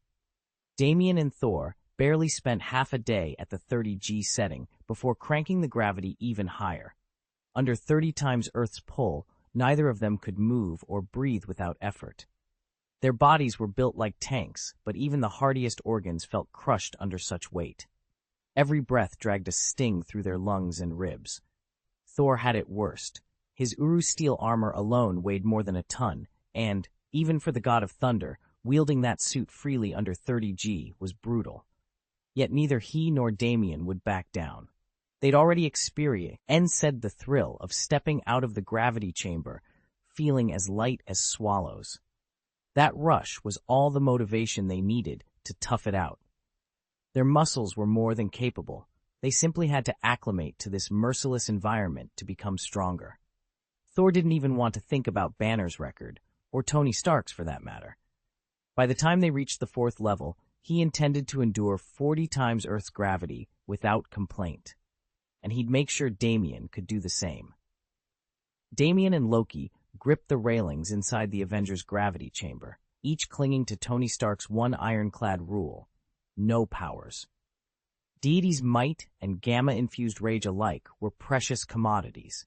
Stark insisted that if they learned to depend solely on their bodies, they'd gain the edge when it really counted. And after witnessing Bruce Banner's Hulk smash through 75 times Earth's gravity, even Thor now understood just how lethal raw strength could be. For Loki, this regimen was about more than Stark's challenge. He carried a dark premonition. Odin's life was nearing its end. It was only a guess, but a compelling one. Should their father fall, Asgard would teeter on the brink of chaos, and Loki knew he could only offer strategy, not the divine force of a true warrior. He had to forge his own might. Tony's words echoed in both their ears as the chamber ramped up the pressure once more. Know your weaknesses, he'd told them. Then grind until you're stronger than any threat. When the gravity eased, Damien peered toward the observation port. A handful of the Void Cult's initiates was emerging from level 3, faces gleaming with sweat but eyes blazing with purpose. They paused only briefly before stepping back in and climbing higher. Floor 4, 5, 6. No sign of quitting. Damien let out a breath. Tony hadn't lied. Within these walls, they were learning what it really meant to be powerful. And when the time came, they would be ready. Physically, Tony Stark still ranked only in the mid-tier among their little group. Hardly the strongest contender. In an environment where everyone measured themselves against one another, none of them could afford to slack off. And as the princes of Asgard, Thor and Loki certainly wouldn't tolerate falling behind. So while Thor and Loki slogged through another round of high G drills, Tony and Bruce Banner stayed close at hand, eyes on the chamber's monitors. They reviewed JRVI's latest data on thruster engine modifications, debating fuel mixtures and nozzle configurations. They weren't about to lose sight of their two friends. If the Asgardians got fed up with the gravity deck, they might storm off to an even higher level for more punishment. And a misstep up there would be no laughing matter. Prolonged exposure to extreme G-forces could easily put you flat on your back for days. Yet despite the brutal workouts, something odd was happening to the princes. Perhaps it was the sumptuous fare on Void Island, or the sheer appetite that came from pushing their bodies to new limits, but Thor and Loki found themselves eating more than ever, and sleeping soundly each night. Their stamina and vigor had never been better. The only mystery remaining was their scant interaction with the Void Cult's members. The princes still hadn't ventured far beyond their training routines, and the enigmatic cultists were content to let them keep to themselves, for now. Each time Damien and his companions stumbled out of the gravity chamber, they could barely drag themselves back to the experimental wing. Luckily, Tony was there to lend a hand. Without him, neither of them would have had the strength to hunt down even a simple meal. With that, the 4th installment, 2,000 words, has been sent. Chapter 316, I Want to Apologize to You. Thor and Loki had spent the past few days on Void Island, pushing their bodies and minds to the limit. As they rounded out another strenuous morning, Thor's cosmic communicator crackled to life. On the other end was Steve Rogers. Thor, is everything all right on Blue Star? Steve asked the moment the link opened. Before Thor could answer, Tony Stark's voice piped in. Hey, Cap, did something happen? Steve took a steadying breath. Nothing catastrophic. We uncovered a mole inside S-Shield. He aimed to steal the Mind Stone, but I intercepted him before he could get away. Tony let out a low whistle. A sealed agent went rogue? How long have you known about this? Steve's expression tightened, even though none of them could see it. I suspected it for a while. He finally made his move, and I stopped him. Tony leaned back, processing the news. Did any of this spill over onto Blue Star? Were there civilian casualties? Not thanks to you, Steve replied. Your decision to shut down Project Insight kept Blue Star from becoming a battlefield. There were no major civilian losses. Most of the casualties were S-Shield operatives and Hydra agents. Tony's tone turned sharper. Okay, I get that, but if you knew there was a mole inside S-Shield, why didn't you loop me in? Steve hesitated for only a moment. I wanted to be absolutely certain before I raised the alarm. Didn't want to start a panic. I thought I had it under control. Tony ran a hand through his hair. We're not talking about protocol. This is our team, Steve. We owe it to everyone to share the risk. Silence hung in the void between them for a beat, heavy with unspoken frustration. Finally, Steve sighed. You're right. I'm sorry. Thor stepped forward, placing a reassuring hand on Steve's shoulder. We've got it from here, he said firmly. Let's focus on rebuilding trust and tightening our security. We'll handle this together. Agreed, Tony said. And Cap, next time, bring me in sooner. Steve managed a small, relieved smile. Deal. Thanks, Tony. The cosmic channel closed, leaving Thor, Loki, and the rest of the team to regroup on Void Island.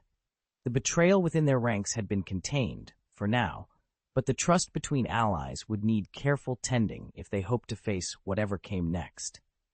I've confirmed there's a mole inside S-Shield, but I can't tell you who it is, Damien said, his tone measured. There's no record of them in S-Shield's internal database. They're using an old-fashioned archive, completely off the grid. Jarvis can't touch it. Even if I'd alerted you sooner, you wouldn't have been able to act. And frankly, with your current resources, you'd stand no chance against a S.H.I.E.L.D. double agent making a move. Tony Stark cocked an amused eyebrow. A slow smile crept across his face. Damien had warned him months ago that S.H.I.E.L.D. was compromised, that Hydra operatives were hiding in plain sight. Trusting Damien's intel, Tony had ordered Jarvis to dig deeper. The search had come up empty. Had he not believed Damien implicitly, he might have chalked the whole thing up to paranoia. But ever since Steve Rogers joined their side, Tony felt untouchable. Even if those traitors decide to act today, Tony said, we've got Cap deployed on the Blue Star. He's essentially Superman out there. By the time Hydra moves, Steve will already have knocked them flat. Conspiracies are only useful against foes you can keep in check, and right now, Hydra's way out of its league. Once Hydra's weaknesses come to light and catch Steve's attention, any plan they hatch is all but doomed. At best, Steve might struggle to keep pace. At worst, he's never in any real peril. He leans back and says, I can handle it. Just give me a heads up next time. Tony grins. All right, I'll pass along whatever I find. By the way, Tony adds casually, what is this Insight project exactly? Steve rolls his shoulders. Hydra's latest brainchild, an algorithm with insane computing power. It can pinpoint when to the person, anyone on Blue Star who might become a threat. So, Tony muses, they'd just wipe out everyone on the list in one fell swoop? That's the idea. Knock out all potential enemies. Hydra would then have a clear path to dominate Blue Star. Steve lets out a soft laugh. Even if they pulled it off, eliminating every possible foe, that wouldn't be enough to rule Blue Star. The true sovereign isn't humankind, it's the god King Odin. Hydra doesn't understand that, so their whole scheme is built on a fundamental misconception. Damien folded his arms and shook his head. Honestly, it sounds like pure wishful thinking. The moment Asgard sends one of their gods here, Hydra's entire scheme will collapse. Even if they somehow killed that god, there'd be no time to deliver the news back home. Right now, Banner and I are off-world developing new tech. There's nothing big happening on Blue Star. And when we return, Hydra will be stuck with only the few sorties they've already flown and the weapons they've managed to steal. They can't threaten Tony or Banner, so their plan was always doomed to fail. I still can't believe those idiots at Hydra ever thought they could rule Blue Star. Tony Stark raised an eyebrow, a disbelieving smile playing at the corners of his mouth. You're preaching to the choir, Damien. I couldn't agree more, but since we're all on the subject of confessions, there's something I owe you an apology for. From across the table, Steve Rogers cracked a grin. When the others fell silent, he let his expression turn serious. Actually, I intercepted Hydra's Insight plan a week ago. I'm sorry it took me so long to bring it up. I was a little unsettled by what I found. Through Dr. Cho's decryption algorithms, I discovered they'd hidden their true objective behind a maze of false targets. I needed time to untangle it before I could give you the full story. Bruce Banner leaned forward, folding his hands on the table. Good work, Steve. Now that we're all on the same page, we can finally shut this down for good. Damien stared at the holoprojector's flickering files, his jaw clenched. Arnhem Sora, once a Hydra researcher, now in hiding, had uncovered the full scope of Bucky Barnes's operations over the decades. Most of those missions, Damien told himself, were the product of ruthless mind control. Bucky had been a victim, forced to obey orders he'd never chosen. But one revelation left no room for excuses. Bucky had assassinated Howard and Maria Stark. Damien ran a hand through his hair and paced the length of the lab. He and Bucky had been inseparable since childhood, fatal friends, as Bucky once joked, and he'd always believed in his friend's essential goodness. Still, this was a life-shattering betrayal for Tony Stark, one that had been buried for years. Should he tell Tony? On one side of the scale lay honesty and the slim hope of forgiveness. With Stark's unmatched ingenuity and his growing reliance on artificial intelligence, Jarvis, or any future AI, would eventually cross-reference Hydra's old archives with the Stark family dossier. If Jarvis unilaterally revealed the truth, Tony's wrath would be unstoppable. On the other side lay a desperate wish to protect his oldest friend.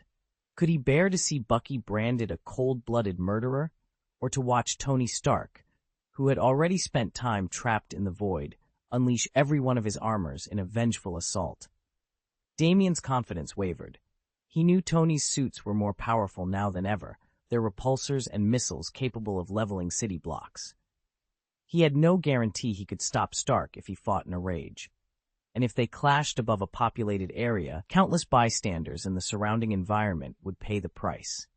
He closed his eyes and drew in a slow breath, forcing himself to focus. He owed Tony the truth, but he owed Bucky his loyalty. As the lab's lights hummed around him, Damien realized there was no easy answer. He would have to choose between two friends he loved, and whichever path he took, nothing would be the same. Steve's plan was twofold.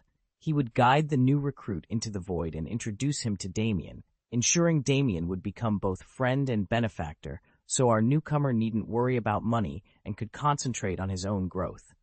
Privately, Steve was convinced that Bucky had been coerced, not inherently evil, but Tony viewed Bucky as nothing less than his parents' murderer. Steve knew that burying the truth risked even greater disasters down the road, and while he hated the idea of Bucky's death, Steve also recognized he couldn't undo what fate or Tony had in store. Tony, after all, had powerful allies in Blue Star and the means to uncover every secret. In the end, he had tracked Bucky down and killed him. Steve realized that no matter how he tried to shield Tony, the truth would surface.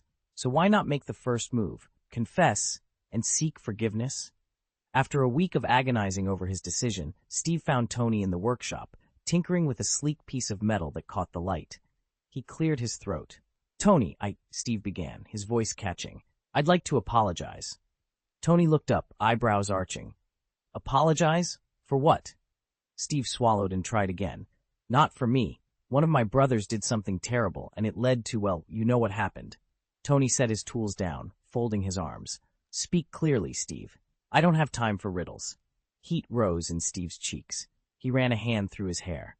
"I'm here to tell you the truth before someone else does.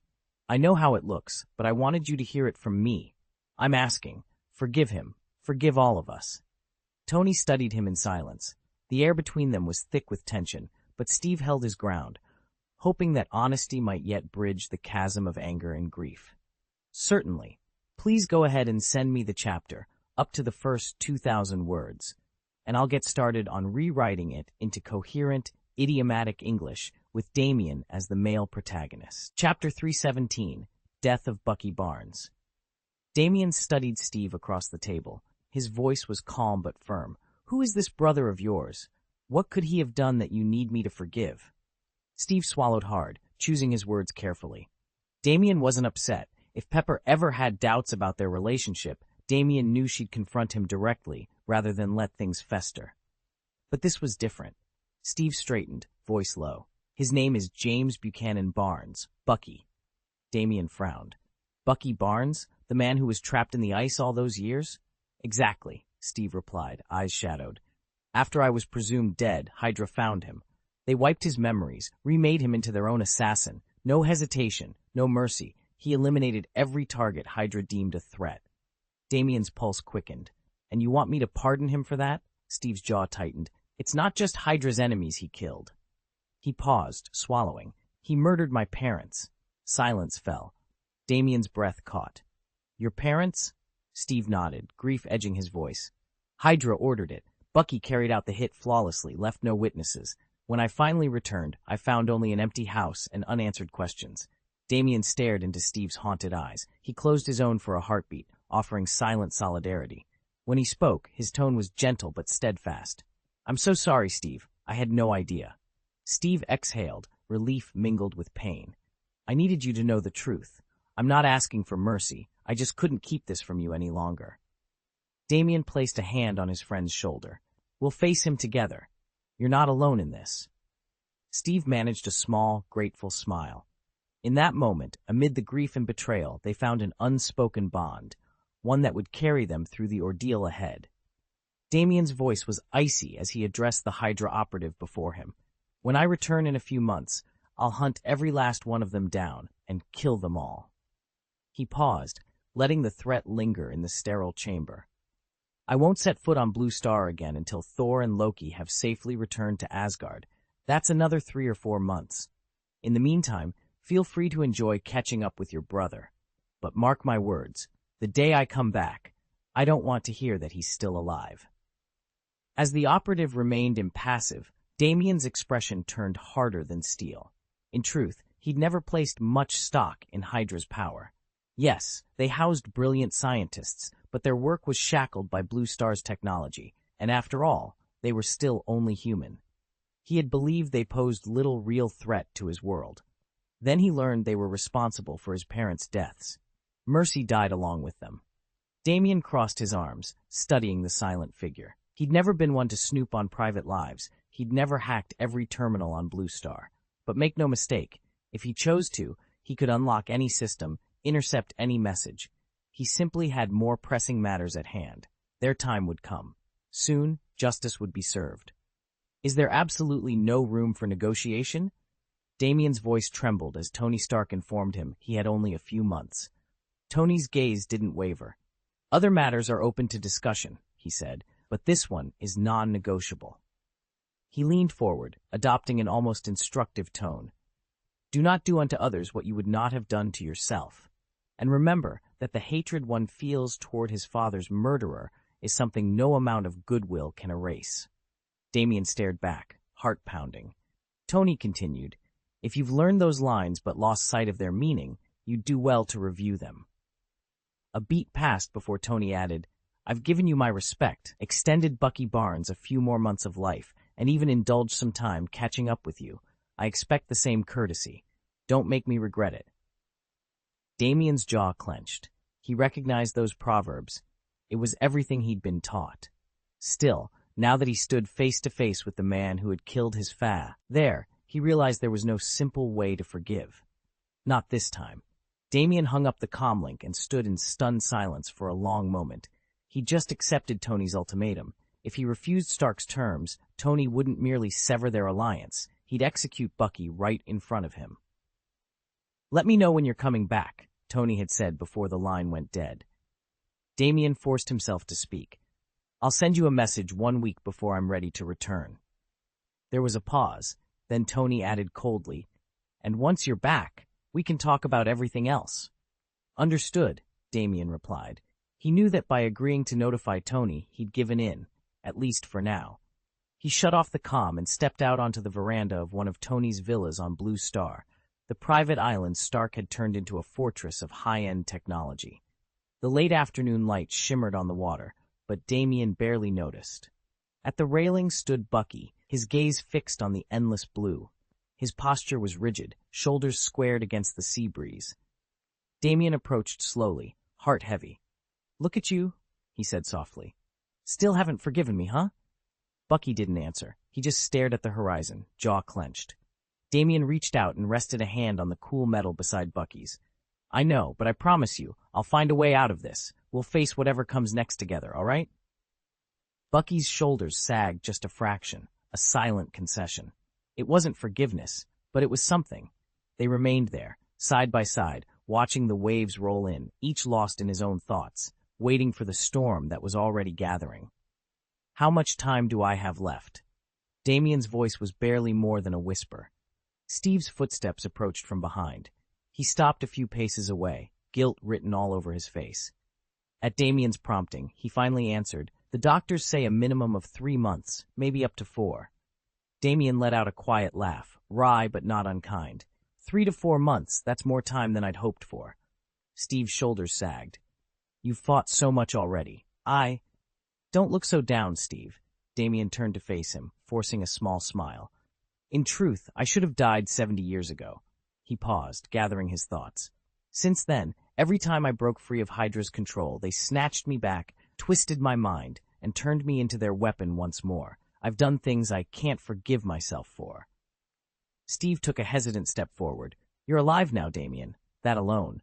Sometimes, Damien interrupted, his eyes drifting away, I wonder if I'm really alive, or just a ghost in a legacy of pain. He met Steve's gaze again. But seeing you now, it's the best thing that's happened to me in decades. Steve managed a small, relieved smile. For a moment, the two old friends stood in silence, memories of sacrifice and betrayal hanging heavy in the air. Once a decorated hero who'd given everything for his country, Damien had spent the last 70 years as Hydra's blade, forced to eliminate anyone who threatened their plans. He'd even been ordered to kill Howard Stark. And now, with only months left, he faced the rest of his story at Steve's side. Chapter X. The Benefactor's Fate. Abraham Eskin was the man who'd given Damien the super soldier serum that transformed him into something more than human, and Howard Stark, genius inventor, father to Tony, had fashioned the nearly indestructible vibranium shield that completed the package. In a very real sense, they had both made Damien the hero he was. Yet knowing the truth about Eskin's methods, his ruthless experimentation, the live sacrifice to perfect the formula, Damien felt the logical urge to eliminate him. A clean break, no loose ends. Still, he hesitated. There was something in him that refused to be judge, jury, and executioner. He decided to spare Eskin's life and seek counsel from Tony Stark himself. Before Damien could approach him, Bucky Barnes stepped in. Having known Tony long enough, Bucky was convinced of thing. Tony Stark would never betray his father by refusing to help. At worst, he might be angry, but an unfilial son? Impossible. And so Bucky arranged a meeting between Damien and Tony, certain it would go smoothly. What happened next stunned them both. Rather than defend Eskin or offer leniency, Tony Stark declared that Eskin deserved to die for his crimes. And yet, inexplicably, he granted a reprieve, 24 hours of grace before he would personally see to it. To Bucky's surprise and Damien's relief, the sentence was delayed, not commuted. When Damien asked how Tony could wield such power, over governments, over justice itself, Tony merely shrugged. Let's just say I've outgrown a lot of conventional technology. I've been pushing into realms most people haven't even dreamed of. He was distant, almost wistful, as if speaking of worlds far beyond Earth. Indeed, Tony Stark was no longer bound to Blue Star, as they half-jokingly called their planet. He'd been drawn to opportunities on distant worlds, untapped resources, alien technologies. To Damien and Bucky, it sounded like fantasy.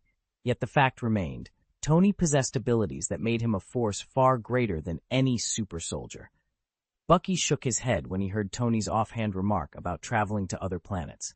I can't even begin to picture it. Him, out there, he said. But Damien just watched the horizon, considering the delicate balance they'd uncovered.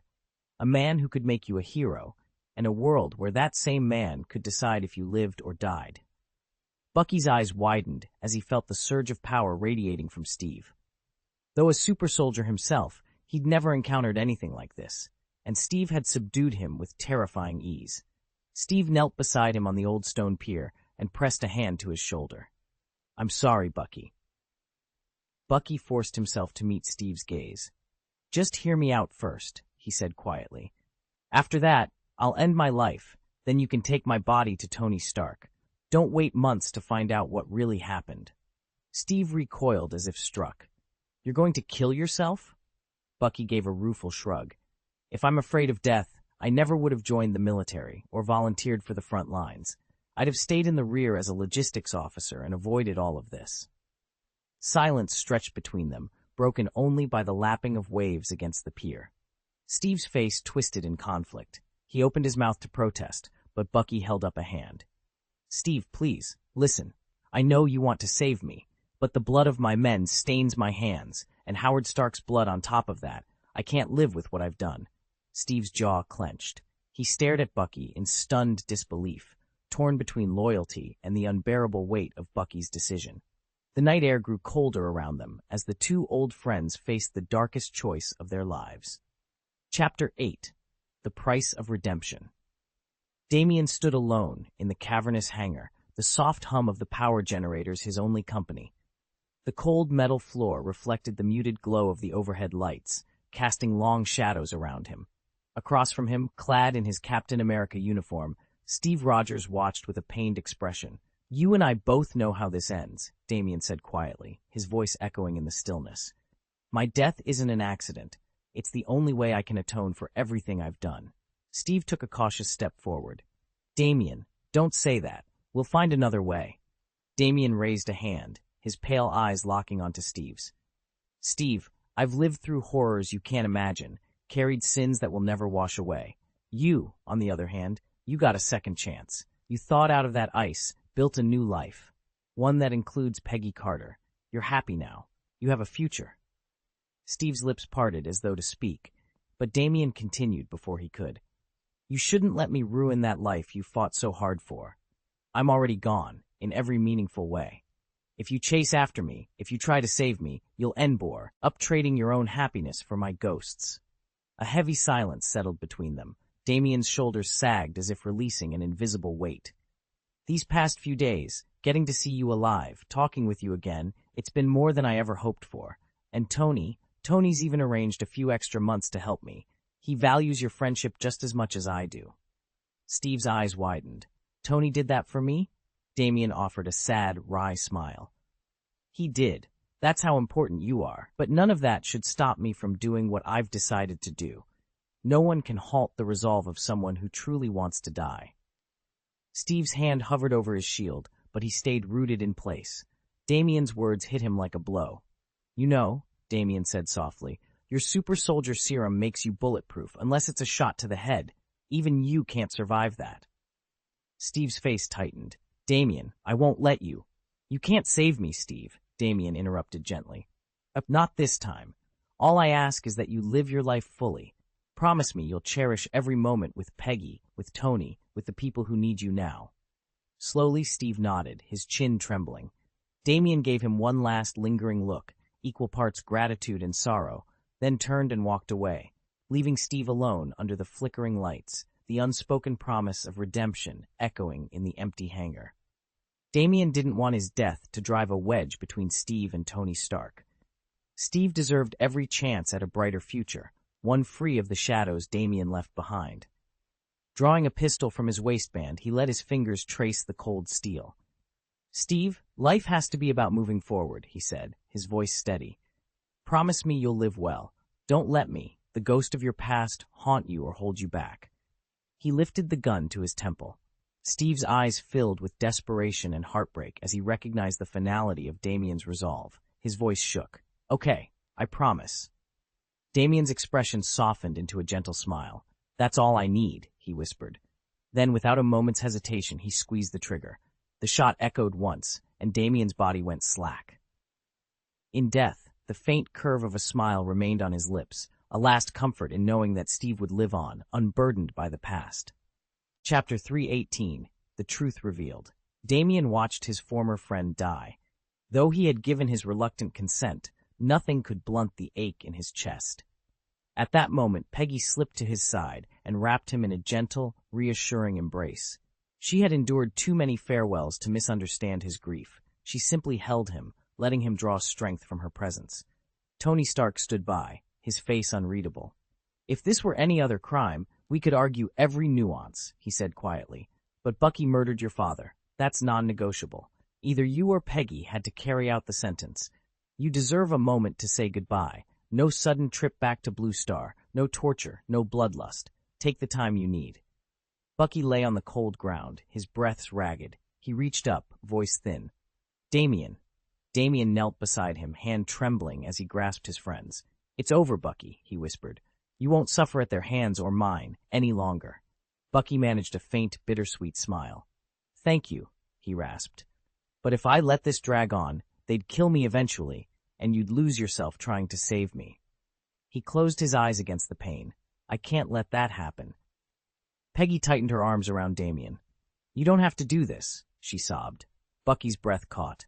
With one final, determined exhale, he forced himself upright, produced a hidden blade, and ended his life on his own terms, sparing Damien the burden of delivering the fatal blow. Damien's anguished cry ripped through the clearing as he collapsed over Bucky's lifeless body. Peggy held him close, murmuring, He chose his own end. He didn't want you to carry that weight. Tony fell silent, giving them space to mourn. After a long, unsteady moment, Damien gently closed Bucky's eyes and rested his forehead against his friend's. Rest now, he whispered. I'll carry you with me.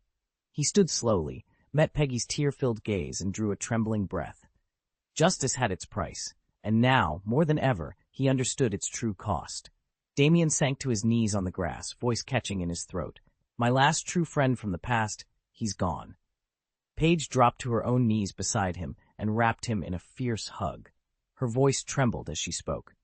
I know how you feel. Losing people you've known forever. It hurts more than anything. Damien shook his head, tears welling in his eyes.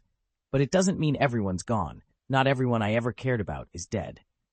Peggy hurried over, smoothing her hand across the back of Damien's head. You still have me, she whispered, and I'll be with you through whatever comes next. If you need to cry, let it out, right here, right now.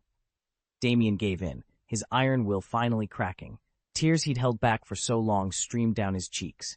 After a minute, his sobs subsided. He gently pulled away from Paige, wiped his eyes, and forced himself to stand. He glanced over at Bucky's motionless form, lying pale and still on the ground. Damien drew a slow breath. Once I explain everything to Tony, I'll give Bucky the burial he deserves. Out at sea. Peggy gave him a small, encouraging nod. Damien straightened his shoulders, then walked toward the villa. Inside, he retrieved the cosmic communicator from the console. His fingers hovered over the call button for a moment, gathering himself, then he pressed it. Earlier that evening, just minutes before, Tony, are you all right? Banner heard Steve's words and finally grasped the truth about Damien's parents' deaths. He looked over at Damien, whose expression had darkened. I'm all right, Damien insisted. Nothing can bring the dead back, but I will have my revenge. That depends on whether Steve truly understands the consequences of his actions, Banner replied. Damien narrowed his eyes. Isn't Steve about to violate every rule in the book? Banner sighed, worry flickering in his eyes. I've held myself back for his sake, out of respect for our friendship. Damien shook his head. We'll see if he shows me the same courtesy. He ran a hand through his hair. Hosting Thor and Loki had been the easiest part of his day. He never expected that Steve would reveal he'd identified the murderer of Damien's parents, and that Bucky Barnes, Steve's oldest friend, was at the center of it all. Damien had already been cautious around Steve, carefully tempering his words. If they weren't separated by thousands of light years, and if Thor and Loki weren't currently guests on Void Island, he would have raced back to Blue Star in an instant, determined to eliminate anyone who stood between him and Bucky Barnes. Tony knew that Steve wouldn't have brought this up lightly. He must have agonized over it for days. Even though Steve understood in his bones that winning forgiveness was nearly impossible, he was determined to plead Bucky Barnes's case. So Tony granted him a brief reprieve, a little time to gather his thoughts and steel his resolve. Now everything hinged on Steve's next move. Would he stand firm and lay out his defense, or would his loyalty to Bucky drive him to desperate measures, perhaps even to turn his blade on his friend? In the Cult of the Void, comrades are encouraged to spar with one another, to push each other to greater heights. But killing out of rage is strictly forbidden, and internecine bloodshed is unthinkable. Were Steve to cross that line, he would have broken the cult's core precepts. Such a transgression carries grave consequences. Steve would not only face the wrath of the Void God, but be summoned before the ancient tribunal of judgment that sits at the heart of our order. Though Damien had tested Steve and welcomed him into the Void, serving as his sponsor, no friendship can shield a violator from justice. If Steve becomes the first to shatter our commandments, Damien himself must apprehend him and deliver him to the Hall of Judgment. Chapter 7. Damien leaned forward, heart-pounding. As the first person to violate the Void's commandments, he was destined to become an example, to warn the other monks, and Peggy Carter would almost certainly be punished alongside him. The Void God religion prided itself on absolute freedom, but that freedom carried an ironclad condition. Its precepts could never be broken. Tony Stark had never witnessed a Void cult trial, and none more so than the first, which was guaranteed to be ruthless. Bruce Banner, seated beside him, gave Tony a sober nod. He knew Tony had done everything he could. There was no point in asking for mercy now. All they could do was pray Steve Rogers made the right decision. Moments later, Tony's communicator beeped. He took a steadying breath and tapped the link.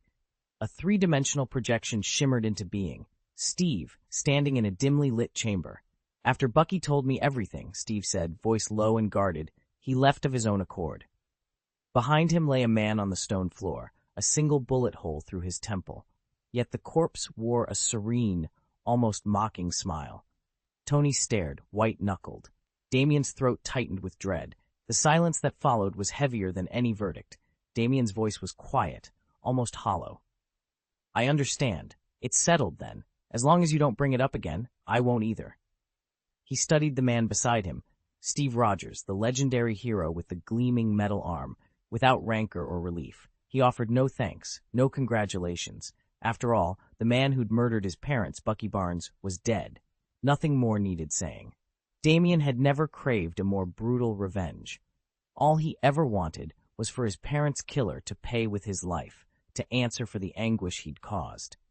He wasn't sure that this outcome would have made his parents happy, but he knew that if Bucky had lived, the knot of rage in his chest would have driven him to something far worse. Now that it was over, he could finally let go. Chapter 319. All Life Has Regrets. Damien stood in the dim glow of the gravity chamber control room, clutching the Mind Stone in his palm. The gem's subtle pulse resonated through him, an otherworldly heartbeat that both fascinated and terrified him. Across the console, Steve Rogers leaned forward, his worry etched in every line of his face. There's something else you should know, Damien said quietly, his voice barely above a whisper. The Mind Stone is in my hand now. Steve swallowed hard, fighting to keep his composure. What do you intend to do with it? He asked. Damien's brows knit together. I'm not sure. Before he could continue, Steve exhaled and placed a reassuring hand on his shoulder. You don't have to decide right this instant. Let Banner explain things first. Both you and I need a moment to clear our heads. Damien nodded, uncertain relief washing over him. He glanced toward Bruce Banner, who was peering through the viewport at the now silent apparatus. With a quiet sigh, Damien stepped aside, allowing Banner to take the lead. All right, Bruce began, his tone calm and measured. Here's the situation. The Mind Stone originally belonged to God King Odin. It's powerful, yes, but entangling ourselves too deeply could put us all at risk. We need to be cautious. Damien's grip on the stone tightened instinctively. So what do I do with it? Keep it safe, Bruce replied. He pointed to a secure containment vault on the schematics displayed before them. You can't take the blue star out of circulation, so for now we'll store it here, under the watch of Asgardian wards. And the scepter, how many people know it's in your possession? Damien frowned. Only a handful, me, you, Steve. Bruce gave him a knowing look. We'll keep it that way. The fewer who know, the less chance of someone coming after it. Satisfied that his friend was thinking clearly, Damien allowed himself a small nod. He slid the Mind Stone into a lead-lined case, a precaution Banner had insisted on, and locked it securely. For all its promises of power, it was a burden Damien wasn't ready to bear alone. As they stepped out of the control room into the corridor's fluorescent light, Damien felt the weight of his choices settle heavily on his shoulders. All life has regrets, he reminded himself. But some mistakes, like mishandling forces we barely understand, could haunt us far longer than we ever imagined. Damien leaned back in his chair, folding his arms. No one knows I have the Mind Stone, he began, but a few people do know I'm carrying the Mind Scepter. Steve Rogers gave him a curious look. Damien continued. It wasn't just me who brought down the Insight Project. Natasha, Clint Barton, and Sam Wilson all played critical roles, and Nick Fury's in the loop too. Steve nodded. It's fine if they know. And besides, on Earth very few people realize the scepter is actually an Infinity Stone. He tapped the table. Just hold on to it for now. When the time's right to return, we'll decide what to do with the stone. Bruce Banner, who had been quietly observing, spoke up. If this Mind Stone doesn't officially belong to Odin, we could study it directly. But Tony was adamant. Nearly every relic from the Nine Realms belongs to the All-Father. Damien raised an eyebrow. Even though Odin didn't bring Asgard back, he treats whatever he leaves behind, wherever he leaves it, as if it were still in his vault. Banner sighed. Exactly. He put the treasures on Earth like he was just storing them at home. And though S.H.I.E.L.D. seized the scepter years ago, it originally came to Loki by way of Thanos. Damien nodded, gazing at the faint glow of the Mind Stone sealed within the scepter. Plans would have to wait, but for now, at least the weapon was safe in their hands. Damien looked up from the glowing Mind Stone. There's no question who really owns this. Asgard. If we want to study it at all, we'll need their blessing. Steve Parker nodded. Understood. I'll keep it under lock and key. Damien folded his arms. A lot of brilliant scientists would kill for a chance to examine this, but right now it's like holding a live grenade. Plenty of powerful people in the galaxy would see it as a prize and a potential catalyst for disaster. Steve leaned back in his chair. When are you heading home? Back to Earth, I mean. As soon as we finish up with Tony, then it's time to clean house. Hydra House, that is. Damien's eyes narrowed. Don't forget to grab Zola's algorithm while you're at it. Hydra seemed ridiculously confident in whatever that program does. Steve tapped his fingers together. I have a hunch it's more than just data. We might learn something important from it. Bruce Banner, who had been quietly scanning the Scepter's readings, spoke up. If Hydra really put their faith in Zola's work, it could reshape what we know about artificial intelligence, and maybe even help us anticipate their next move. Damien leaned forward as Bruce Banner laid out the details. If Zola's algorithm can predict who might threaten Hydra, Bruce said, its computational power must be off the charts, and it runs on custom protocols nobody else has cracked. Tony Stark had once floated the idea of building a super-optical brain for humans. In theory, Damien and Tony together might manage a highly advanced AI, but something on the level of a true optical brain? That would open a whole new can of worms. Which is exactly why, Bruce continued, we should get our hands on Zola's code. The more we understand it, the better prepared we'll be. Damien tapped his fingers on the table. Where is that program now? Bruce sighed and shook his head. Hydra has it locked down tight. I don't see how I could ever extract it on my own. But once you're inside their operation, you might find a way to grab it during the assault. Steve Rogers, standing nearby, exchanged a glance with Damien. Sounds like we have one more reason to bring Hydra down.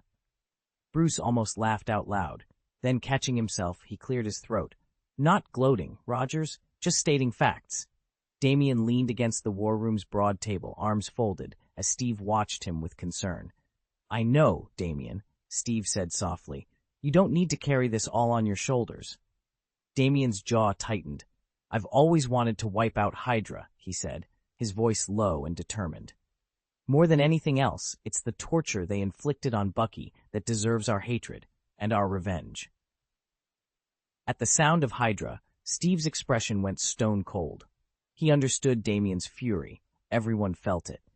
Tony had agreed to give Bucky a few months to sort through his fragmented memories, to let the two of them relive the old days before plunging back into the hunt. Bucky himself had accepted the offer, reminding himself that if he still held a grudge against Tony, the fault lay with him alone. But for Damien, the real target wasn't some far-off casualty count.